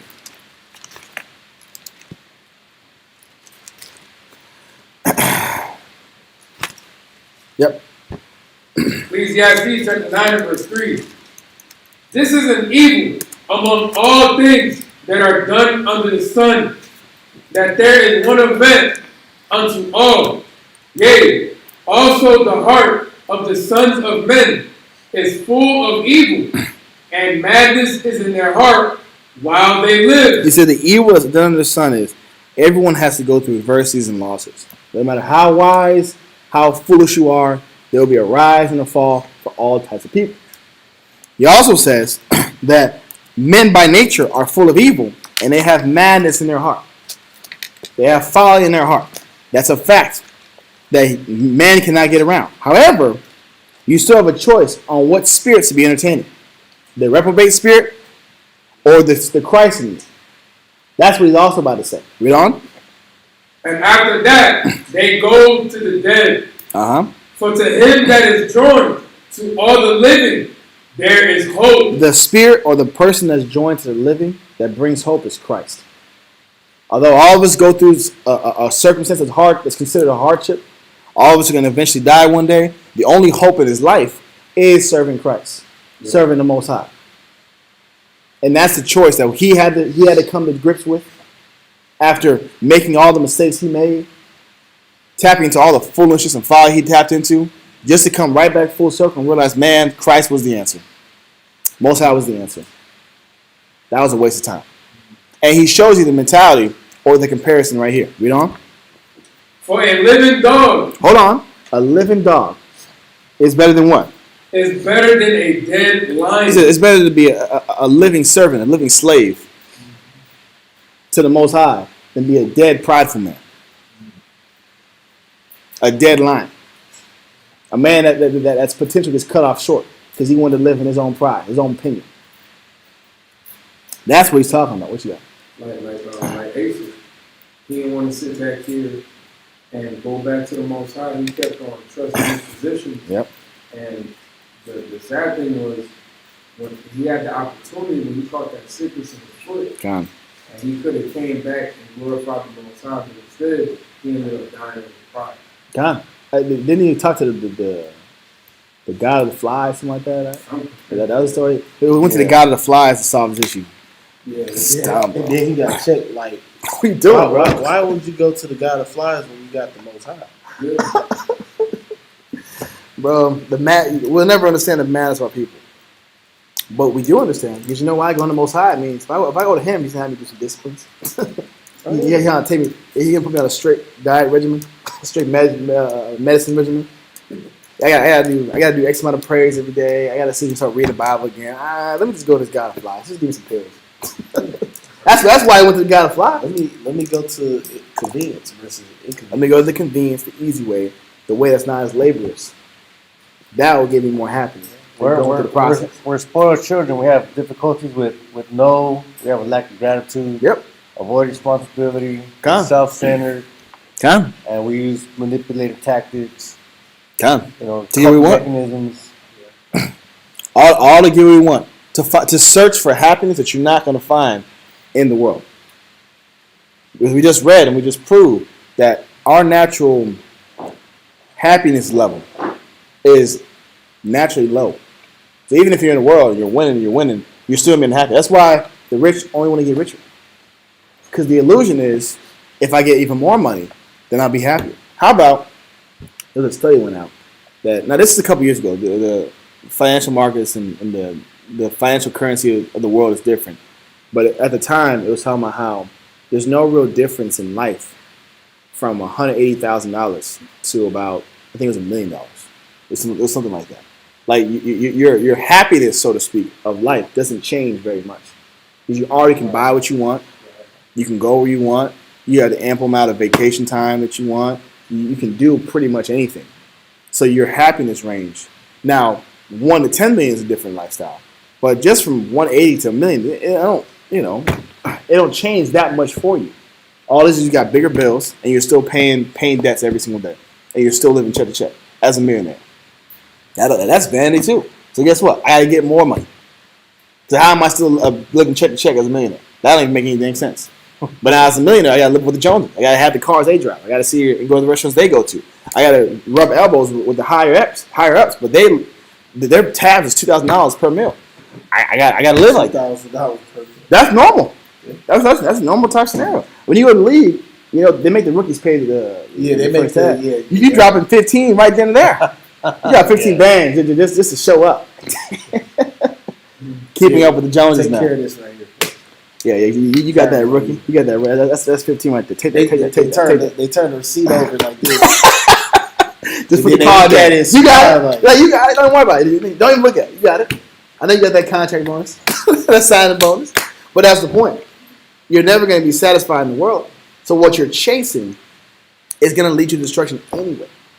So what what Solomon was saying is, seek after the Lord and be a servant to Him, and you'll still have more fulfillment.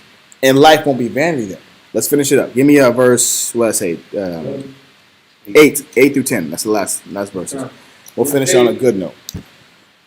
Let thy garments be always white, and let thy head lack no ointment. Stay in a spiritual frame, mindset, always. Read on.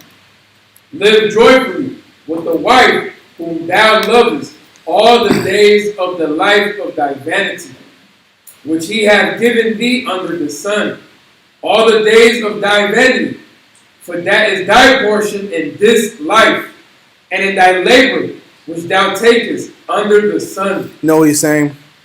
Be happy and find joy in the small things you've already been given. If you've been given a family, make that your priority. Outside the Most High. Make that your focus. Don't start dripping into confusion and distractions elsewhere. You were given your portion. If you're given children, invest in your children. If you're given brothers and sisters and friends, invest into your brothers and sisters and friends. Those are your portions. That's how you console yourself in this hard lifestyle that you have every single day. And it says, all the days of the life of vanity, just fill your life with these things. Well, because the vanity is talking about is all the things we listed: the fools winning, the prince and the kings, or future kings that have lived in lower states. That is vanity. That don't make any sense. Yeah. But if you're in this low state, make the most out of it. The Most High has blessed you with individuals in your life to make this life worth living, to make it worth fighting, so you don't hate your life like Solomon said. So you don't hate your circumstance. So you do have a motivating factor to keep pushing hard for every single day. Make that your why. Make serving the Most High great again. That's funny. I'm sorry, it's late, It's 10:30. We gotta light it up, man. But I'm being serious. We gotta make this life worth living. We've got to embrace and find the little joys that we have in this life and let that fulfill it in those gaps. Don't laugh at me, man. Laughing with. Look at that last one. Verse 10. Oh my God. Whatsoever thy hand findeth to do, do it with thy might. Do everything with thy might. Do everything with thy purpose. Do everything with delightfulness and gladness and joyfulness of heart. And the Most High will keep taking care of you. Finish that up. Fine. For there is no work, nor device, nor knowledge, nor wisdom in the grave whither thou goest. And with that, we will be saying shalom to water brothers and sisters for coming out tonight. Shabbat shalom. We will have class tomorrow. And we will see you guys later. Shabbat shalom. Shabbat shalom.